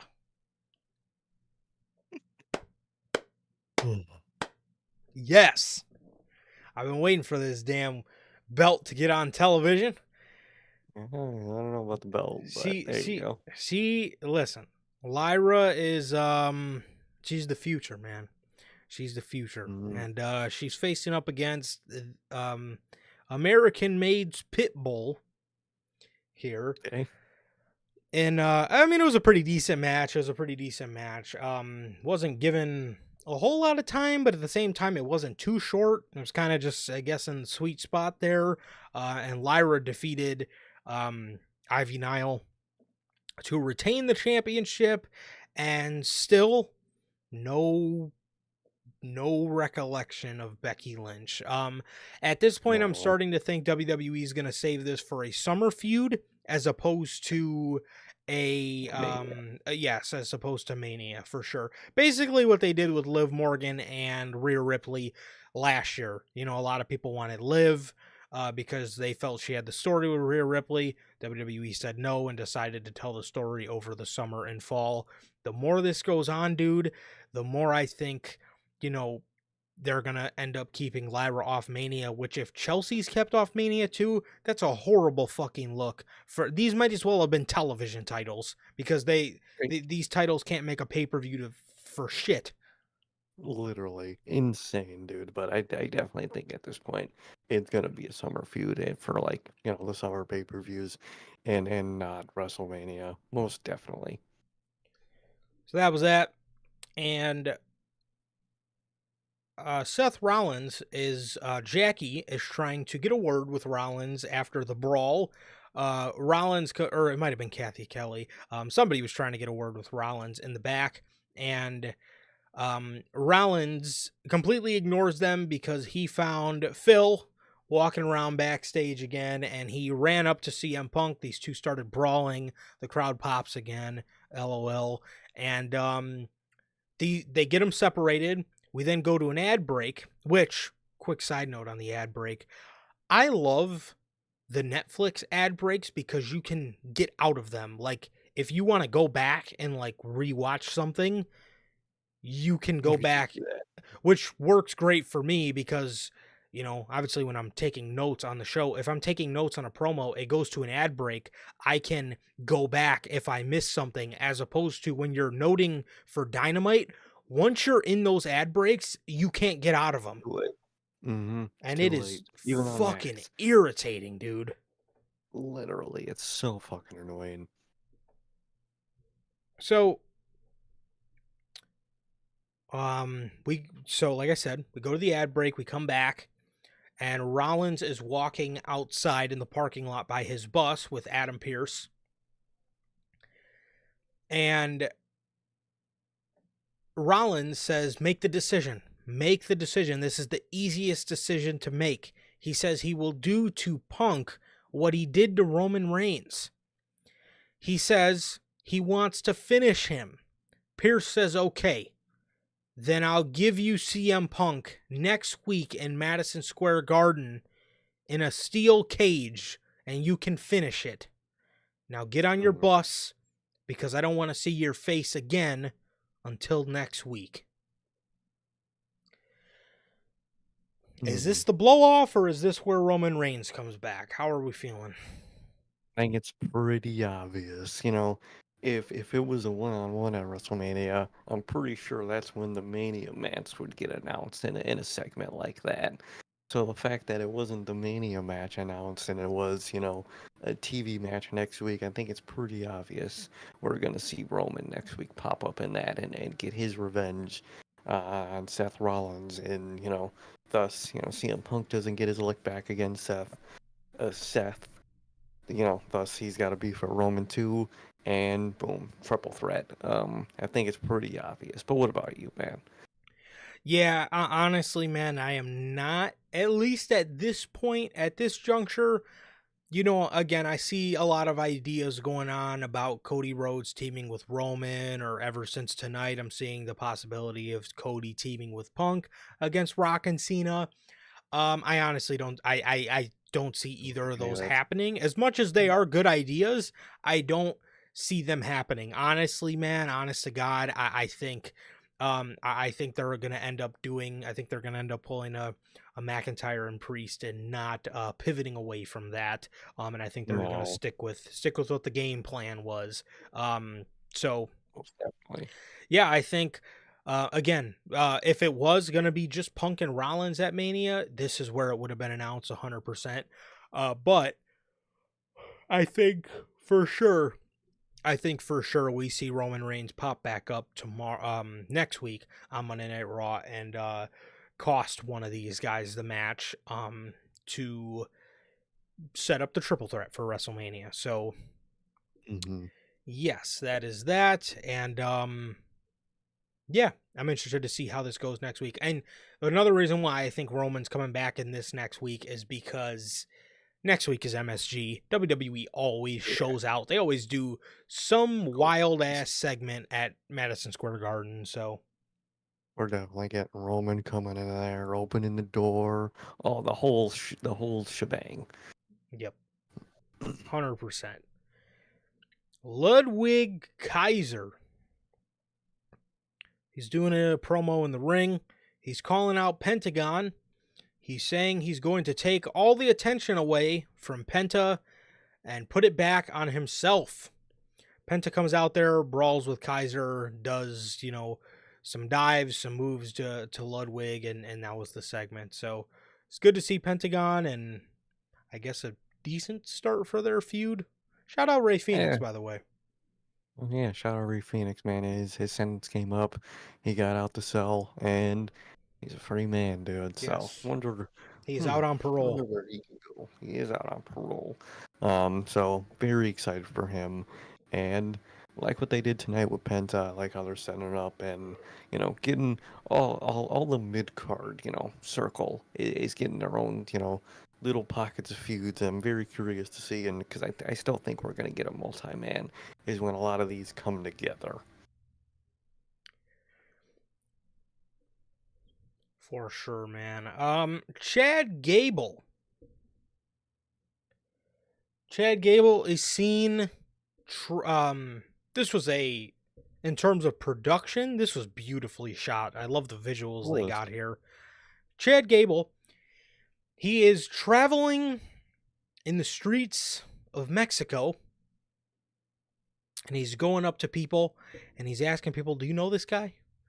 And I don't think it may be registered with Gable that they speak Spanish, because everybody is just looking at him like, what? And then they're just continuing on about their conversations. Either that or they did speak English, they just didn't give a fuck to answer them. He then finds his way down this dark alley, and he finds Master Splinter, or he finds Mexican Uncle Howdy in the alleyway. literally. And he tells Chad Gable, "You must become Lucha." He then hands Chad Gable a box, and he goes like this. So Chad Gable pulls out his money. He hands him 100. The guy still has his hand out. He hands him 200. He hands him 300. He hands him 400, 500. So once he hands him 500, he finally gives Gable this cardboard box. He tells Gable, "You now have power beyond your understanding." And he rips the box open, and he goes to take something out, and right before he takes something out, right as he pulls his hand out of the box, it cuts off. So hopefully we get a follow-up to this next week. But what in... See, I thought the rumor was that he was going to AAA to, on an excursion to, wrestle more luchadors. Yeah. I have absolutely no fucking idea what could be in a box that is power beyond his understanding to help him beat luchadors. I have no fucking clue what that could be. I'm very confused. I hope it's not a fucking American fucking flag luchador mask that he has to wear to beat luchadors. That's a very Vince McMahon thing. I feel like he would do to Chad Gable, in my opinion. So I really hope that's not the case, but I don't fucking know what else it could be. I really don't. I have no clue. I'm at a loss for words. And hopefully we get our answers next week because I have fucking no clue to what this could be. But what do you have any clue as to what the fuck this could be? Now that you just said that, dude, now I'm incredibly scared. It's going to be an American luchador mask. Yep, that he's gonna fucking wrestle in for some reason because it's gonna give him power. Or I genuinely don't know what it could be, dude. I have no clue. I'm at a loss. Well, I can tell you if it is that is just ridiculous. Can we please have Chad Gable doing something of substance? And again, whatever is in that box, I hope is actually worthwhile. If you don't want to travel all the way to Mexico, you could stop over to wherever fucking Ring of Honor or Collision is being taped. I mean, they always have 15 Rent-A-Luchas on the show. So Literally. that's another option. That's another way out of this. But I sincerely hope they don't try to make Chad Gable some sort of luchador. I hope, dude. I don't know where this is going, but yeah, I mean, if that is what he's been off TV for, to learn, if that ends up being the dark arts of lucha libre, um, I don't know what I was expecting, but I can tell you it wasn't fucking that. No, it really wasn't. Yeah, so I hope that's not something that carries on, but I don't know, man. I don't know. It was it's going to be interesting, I guess. I hope we get a part 2 to the segment next week. I really hope so. Speaking of American Made, the War Raiders face American Made for the Raw Tag Team Championships, or the World Tag Team Championships. We did get a beautiful sequence in this match. I seen everybody keep clipping it. Ivar hit a moonsault that was missed, which was then transitioned into a beautiful shooting star press from Julius Creed. Gotta push these guys, bro. You have to. They then get, I want to say, yes, they get Eric up for their Doomsday Device Brutus Ball move. Brutus goes for the Brutus Ball, and Eric gets out of it. Brutus goes flying. Julius gets thrown out of the ring. Ivar hits his crossbody into the apron Titantron move that he normally does, hops in the ring, hits a War Machine on Brutus Creed, and they beat American Made for the tag team to retain the tag team championships, as American Made has failed on their quest, as Master Gable has been gone to capture gold. So I wonder if there will be any consequences for them upon Gable's return, whenever that shall be. But yeah, this was a really good match. This was a really good match, and I'm very intrigued to see how Gable will react to these guys losing. Very intrigued, like you said, how he'll react. Very intrigued to see, if there's consequences for this, and very curious to see how Chad Gable comes back, and what he went to, Mexico for and whatnot. I'm just very curious to all this. Definitely. Michael Cole provided an update following the unsanctioned match from Saturday's Elimination Chamber. Michael Cole states that Sami Zayn is out of action indefinitely. You might miss Mania, dude. I think they might be doing it. Man, I think this is something that it's either that or he's going to come back right before Mania. Cross is going to say something to him to piss him off. He's going to want a match against Karrion Kross, and he's clearly not going to be 100%, and Kross is going to beat him at WrestleMania if they have space. But if not, we could be looking at what I said, Sami Zayn being out for WrestleMania 41 to then get his payback on Kevin Owens for WrestleMania 42. I think that could be the best. I think that could be the best way out of this. So, almost definitely, yeah, or the best way to go about this, rather.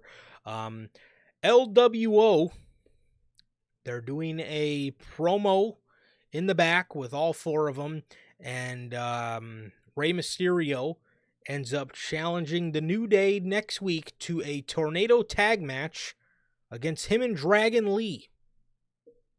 That should be pretty good. A good match, man. Yes, that should be pretty good. So that was that. Pretty decent video package. Nice production behind it for sure. Oh, definitely. Finn Balor is out there. He interrupted Braun Breaker during a crowd interview that I'm assuming we didn't get to see because we're not the international audience. He tells Braun that he would not be the Intercontinental Champion if it was for if it wasn't for the Judgment Day coming after him sooner. Braun Breaker then says he still is the IC champion because he's been embarrassing people that like the people that are in the Judgment Day. He then comes through the crowd to fight Finn Balor. He hops the barricade. Carlito runs at Braun, as obviously this was an elaborate setup, but Braun Breaker throws Carlito into the Timekeeper's area. He gives Dom a belly-to-belly suplex on the outside. He gets in the ring. Him and Finn Balor go at it. He then hits a military press power slam on Balor, and he goes to give him the spear. Dominic helps him, get out of the ring as Braun mopped the floor with the entire fucking group. He then goes to chase Finn and Dom, and then he realizes, oh wait, Carlito's still over by the Timekeeper area. He runs around the whole ring, decks Carlito with a spear, and that was that. So, for the love of God, we need this Judgment Day to break up, and please do it after WrestleMania, man, because my God, I mean, these guys, God, I mean, man. This group is just a dead man walking, dude. It's long over. It's time to just end the group and not look back. And please end the group very soon, please.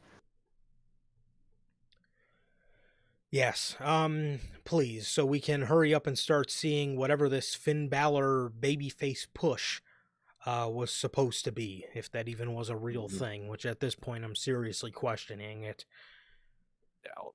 So, we get another John Cena video package where it went over his dastardly heel turn from Saturday as Michael Cole talks about how shocking it was, and it even showed his reaction. Michael Cole legitimately looked exactly how I looked. He had his hands on top of his head, just gazing at what the fuck was going on. So, work, dude. So Michael Cole was genuinely shocked. And being that him and Cena are really good friends, I guarantee you Cena did not tell him because he wanted his natural reaction to the situation. Because Michael Cole, just like every one of us, I'm sure, never thought the day we would fucking see that happen. Exactly. So, Michael Cole provides a little bit of insight on Cody Rhodes. Michael Cole says he did speak to Cody a little earlier today. He had little to say regarding John Cena, but he will address everything on Friday. I heard a rumor that John Cena is confirmed for the March 17th edition of Monday Night Raw, which is one of their international ones. I can see real quick here. Okay, so March 17th is their one in Brussels, Belgium. And I heard that John Cena is confirmed for that show. So I heard a rumor, I don't know if it's true or not, which March 17th is the same date in 2005 he debuted his iconic theme song, My Time Is Now. So will he debut the unheard John Cena heel theme song, or did he make a new one? Did he make a new one? There might be a new one. You never know. I wouldn't be shocked.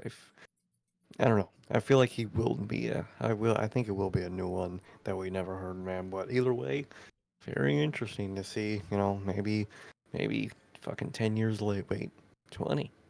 Holy fuck, 20 years later. Yeah. Goddamn. Yep. 20 fucking years later, bro. God.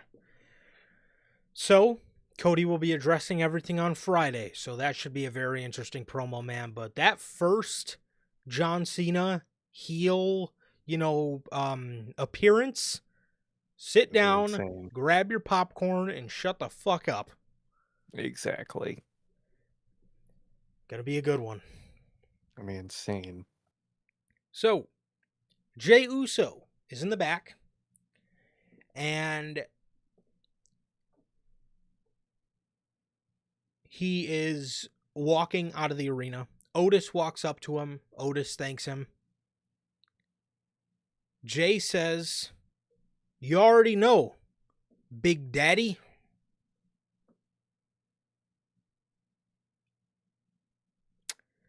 Okay, Otis is getting called Big Daddy from Jay Uso. A little bit earlier in the night, Gunther called him Big Boy. I don't know what's going on, dude. I don't know who Otis is in the back, but Karrion Kross is hugging AJ Styles from behind. What kind of slime shit they got going on, bro? On Raw tonight, they got some down low shit happening on Raw, I think. man. So, yeah, I can't remember, Kathy or Jackie, one of the two. They asked Jay, they asked Jay, you know, are you do you feel some way about, you know, Gunther, you know, taking you out this week? Jay drops his bags. He says, "Every week, Gunther's got me doubting myself." He says, "With his back against the wall, feeling like I'm suffocated, nobody is going to pick me up but myself." He says, "Gunther said he was going to put me through 10 weeks of hell. Well, then I'm going to walk through the valley of the shadow of death and fear no evil, because at WrestleMania, I'm crashing out. Because Gunther put me to sleep tonight, but he woke up a beast. 4 letters, 1 word. Yeet." Man. That was a fucking great promo. That was one of the best fucking Jey Uso promos I think we've ever fucking seen since he's became a singles. Exactly. Can we get more of that, Jey Uso? The one that could do that a lot? Because that shit was incredible, dude. Incredible promo and something I wish and I really hope we get more of with Jey Uso because I love that shit. This man then proceeds to walk outside in Buffalo, New York, where it is 29 fucking degrees right now, and it feels like 24 with, let me see what the wind chill is, with 7-mile-an-hour wind. He proceeds to walk outside with no shirt on. Surprised you wasn't looking like Travis Scott, man. Fucking just cold as shit walking out that building. So, this Jey Uso promo was fucking fantastic. A lot of the problem nowadays with Jey Uso's promos is he leaves too much room for crowd interaction, which is not necessarily a bad thing. But when you're stopping at like every other word to let the crowd say yeet, it doesn't come off as serious. This here tonight, this was phenomenal. This is what we need to see from Jey Uso. And I mean, their feud's been really great so far. I've enjoyed it for the most part. The other thing too, after a promo like that, next week he needs to absolutely slaughter Grayson Waller. No bullshit. Beat the fuck out of him, because you need to start, you know, if he is going to be the guy to beat Gunther, you need to start having him, you know, get a certain fire about him that is going to make it believable that he can be one of the guys to, you know, pin Gunther.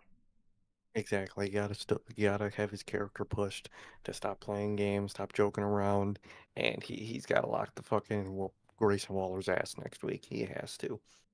Yes, but no, this was great stuff, man. I love the line of, you know, him putting him through hell and Jay walking through the valley of the shadow of death. I mean, that was great fucking shit, man. And putting him to sleep and he woke up a beast. That's fire. That's a fire ass line. This is what we need to see, bro. This is what we fucking need to see. So, the main event. Io Sky versus Rhea Ripley with Bianca Belair ringside. It's also going to be interesting when SmackDown comes, because Bianca is saying she wants to talk to Jade and Naomi first before you know, she figures out what's going on. So it's going to be interesting to see how that plays into all this stuff. I honestly think they might take a break on it until after Mania, because I don't envision Bianca walking out as champion. So I honestly think she's going to try to pick this up after WrestleMania with Jade and Naomi. Maybe. Well, we got 7 weeks though, so probably not. We'll see. Exactly. That's a great question. Before we get to the main event, Hunter says, "What happens with Gunther after he loses to Jey Uso?" I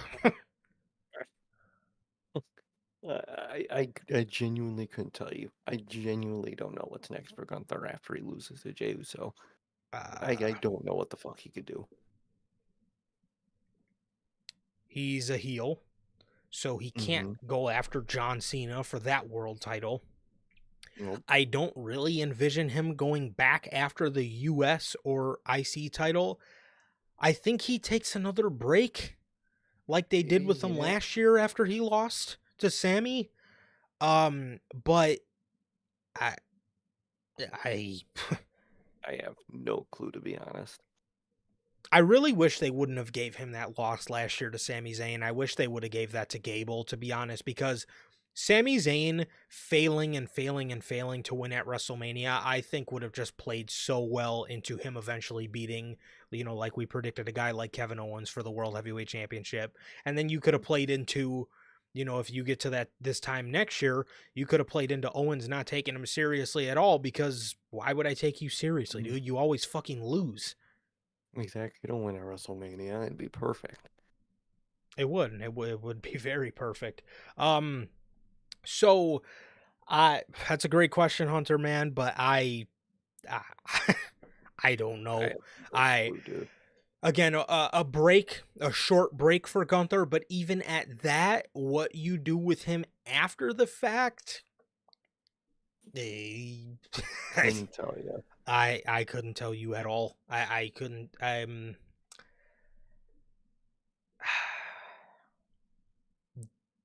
Yeah, I couldn't tell you at all. They haven't really set him up for post, championship stuff well during his championship run. So no, they really haven't. Yeah, I mean, maybe somebody that he has a past beef with. Who that is, I have no idea. But that is a great question, because I genuinely don't have an answer for you. And I don't know. A short break, I guess, is my immediate answer. But what you do when he comes back, I still don't know. So yeah. Maybe he can feud with a new NXT call up. Maybe a guy like Trick. Maybe a guy. Maybe he feuds with Dragunov upon Dragunov's re-arrival. Which, shouldn't he be coming back soon? Oh, they're probably going to save him for after Mania. After Mania, 100%. Which is crazy, because if you look at what you're starting to do for after WrestleMania, you're looking at Trick, you're looking at Aleister Black, you're probably looking at Rey Fenix, you're looking at Becky Lynch, you're looking at Sami Zayn. Who was the name you just said? Dragunov. Oh, yeah, Dragunov. I just fucking said that. Sometime after Mania, Bronson Reed. So got a lot of comebacks, man. Got a lot of comebacks coming up. But yeah, immediately, no idea, dude. No clue. I couldn't tell you. Yeah, the main event. Like I said, man, with Bianca Belair ringside.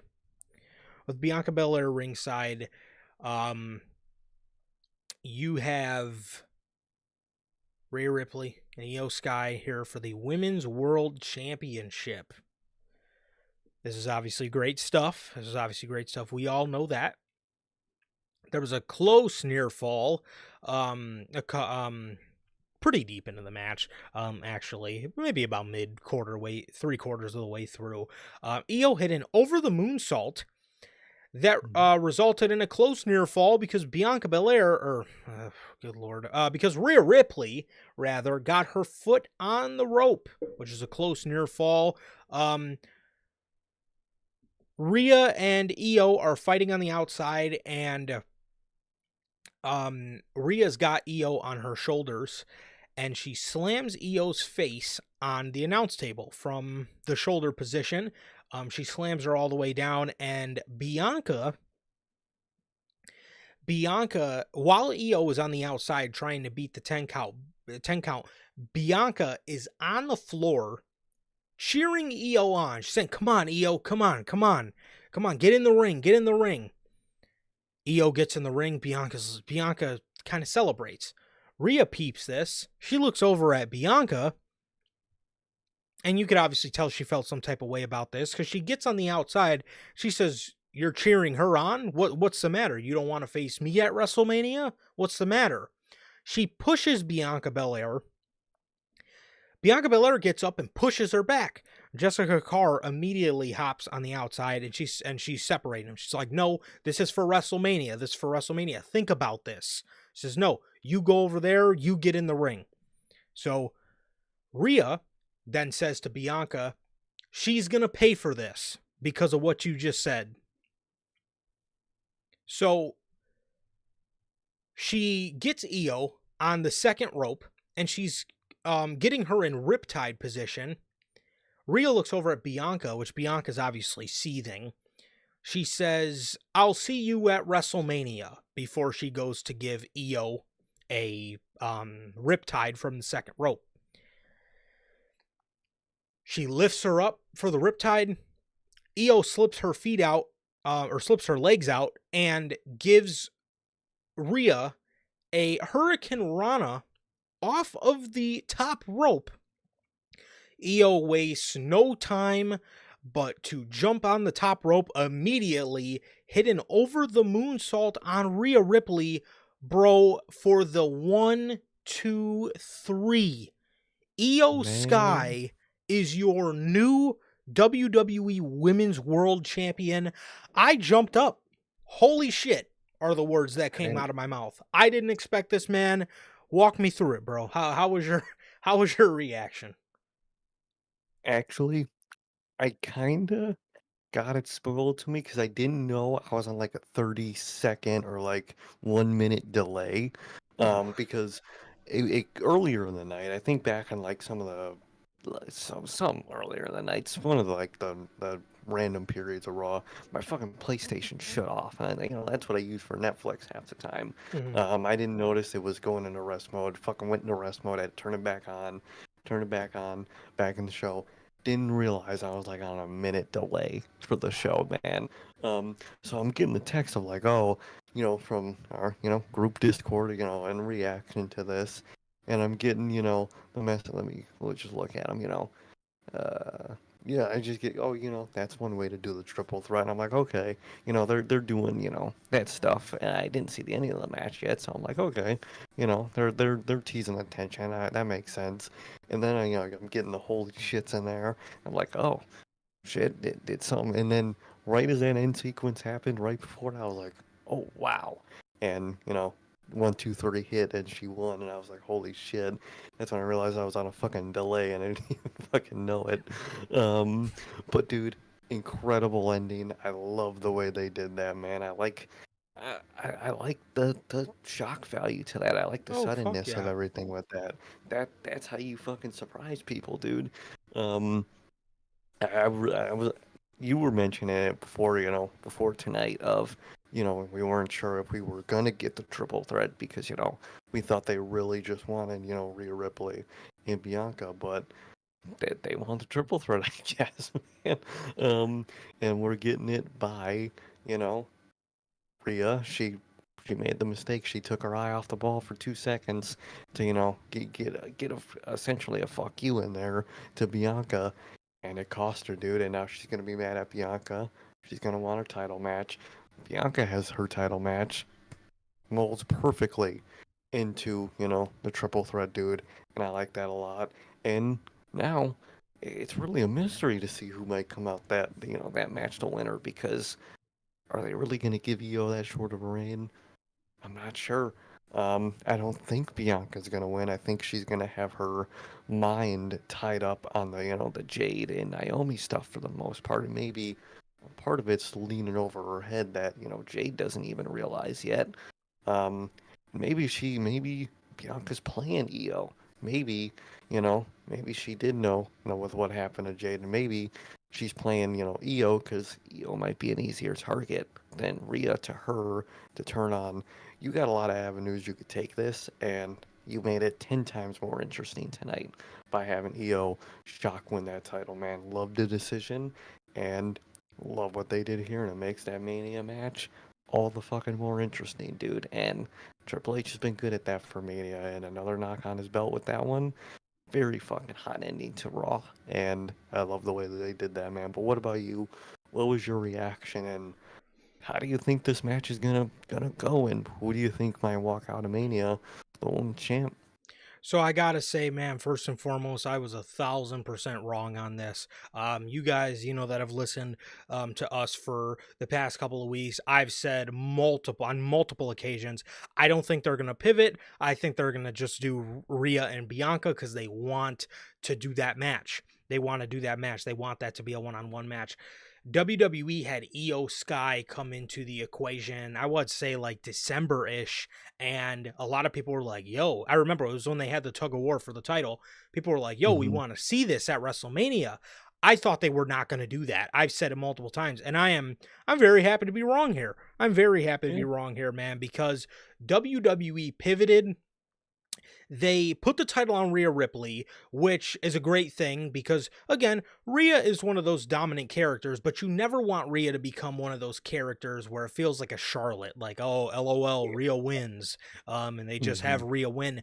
So the fact, dude, that you had a shock win, a shock title win, like tonight, to then snowball that into giving the fans something that they wanted to see, which is Io Sky in the mix for this women's world title match at WrestleMania, is fucking great. And especially what I love about this, you're giving us Rhea and Bianca without giving us Rhea and Bianca, so you can build, so you can actually build up, more story with these two. So when they Hmm. do eventually have their one-on-one match, it's even bigger than it would have been. Because let's be honest, if they would have done Rhea and Bianca this year, there's not really any build up or teasing regarding No. that match. It's kind of just like, oh, we got our big dream match in Rhea and Bianca, and that's all they could have done. They could have just went off that. But now that you're putting these two in a triple threat situation, there's going to be history there for the next time these two Hmm. eventually meet to have that mega match, whenever that may be. But I have to fucking commend Triple H again for taking a risk, not Yeah. going the easy route, and giving the fans some unpredictability on this road to WrestleMania, and giving us a shock title win and a scenario that a lot of people wanted to see. Now to answer your question on who walks out of WrestleMania the women's champion, Tough, dude. quite on quite honestly, I I would think it think might Rhea be Io. Ripley. Maybe. Yeah. I wouldn't. I don't think it's gonna be Bianca. No matter what, I I don't think think so either. she's gonna be too distracted. It's gonna be either Io or Rhea, and that just depends on a situation. But I could definitely see Rhea. I wouldn't be shocked with Rhea. Yeah, I could see Rhea just dropping it tonight, so you can I Ooh, I could see I could see Rhea just dropping it tonight as a way for them to get Io in that match. yeah, Um I could definitely see that. yeah, because you know, you could have done, you could, I mean, you could have had Bianca, you could have easily had Bianca go, jump in the match or get pissed off and, jump in there and hit Rhea Ripley, as a way to get Io involved in the match. But maybe WWE felt Io might have thought like maybe an afterthought, or maybe Io was just a byproduct of Bianca and Rhea's feud Their building. beef. So they wanted to Yeah. have Io be a main centerpiece in this match and have her not feel like she's just interjected in Rhea and Bianca, and put the title on her. So she is literally the main focal point of the match because she's the champion going into it. Um, and man, I love this, and this triple threat. I mean, it again. If this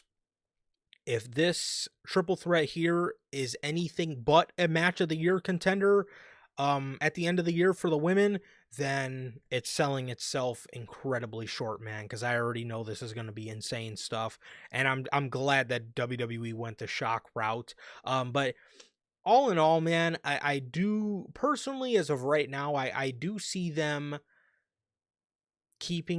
see them putting the title back on Rhea Ripley at WrestleMania. Overall, more than likely. Yeah. Unless they want to put the title on Bianca and then have Bianca feud with Jade for it, Could see that. because Jade could be, I guess a little pissed off that, Bianca pretty much only cared about No. the title match instead of caring about, what happened with her and Naomi.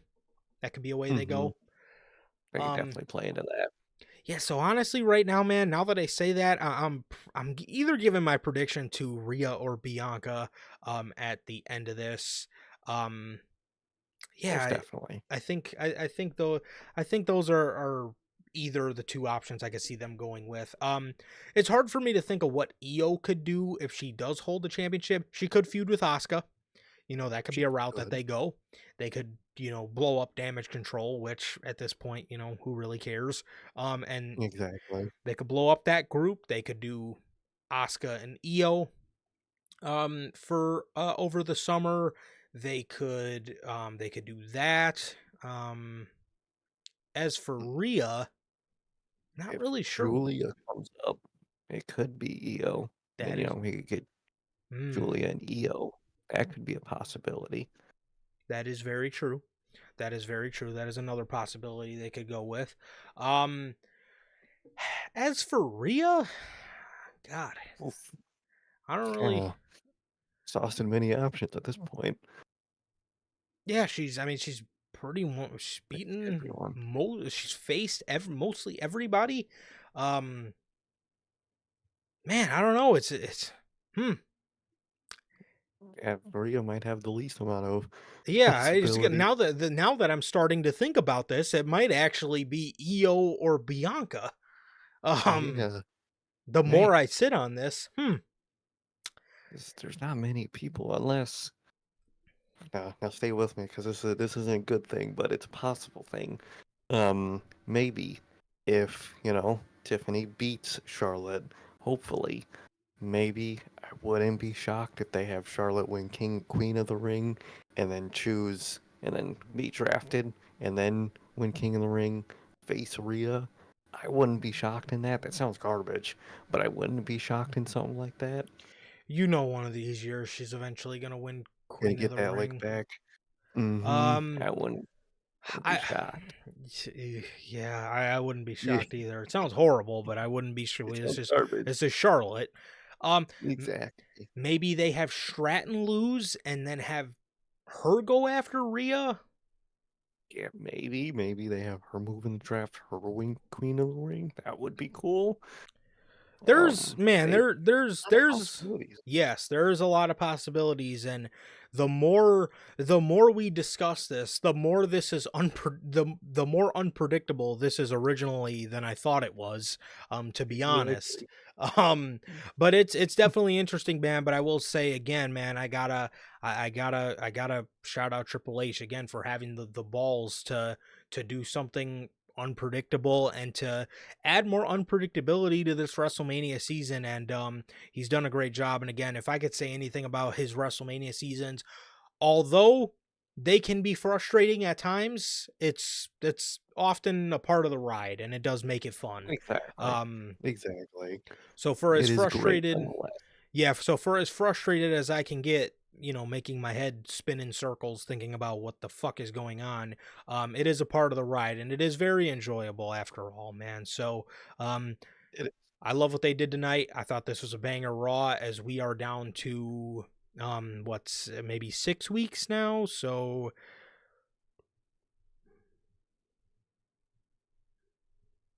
okay, so this was week 8, so now we got 7 Raws left until okay. or wait. Mhm. No. This was week 7, so now we're down to 6. We're down to 6 Monday Night Raws left for before we get to WrestleMania. 7 Raws until the Raw after WrestleMania. So I counted wrong, but it's going to be interesting, man, and I'm stoked. I am fucking stoked, man. And that is everything. That is everything we have here today for you guys on this episode of Unscripted, man. This is your 230 7th edition of Unscripted, man, as this is the aftermath of the John Cena heel turn and the official start to the road to WrestleMania, man, as we are now 0 pay-per-views away until we get to WrestleMania. That's the next one. So, well, man, the next WWE, the next what's one up? in general, man, is a Revolution. Yay. What a fucking show that's going to be.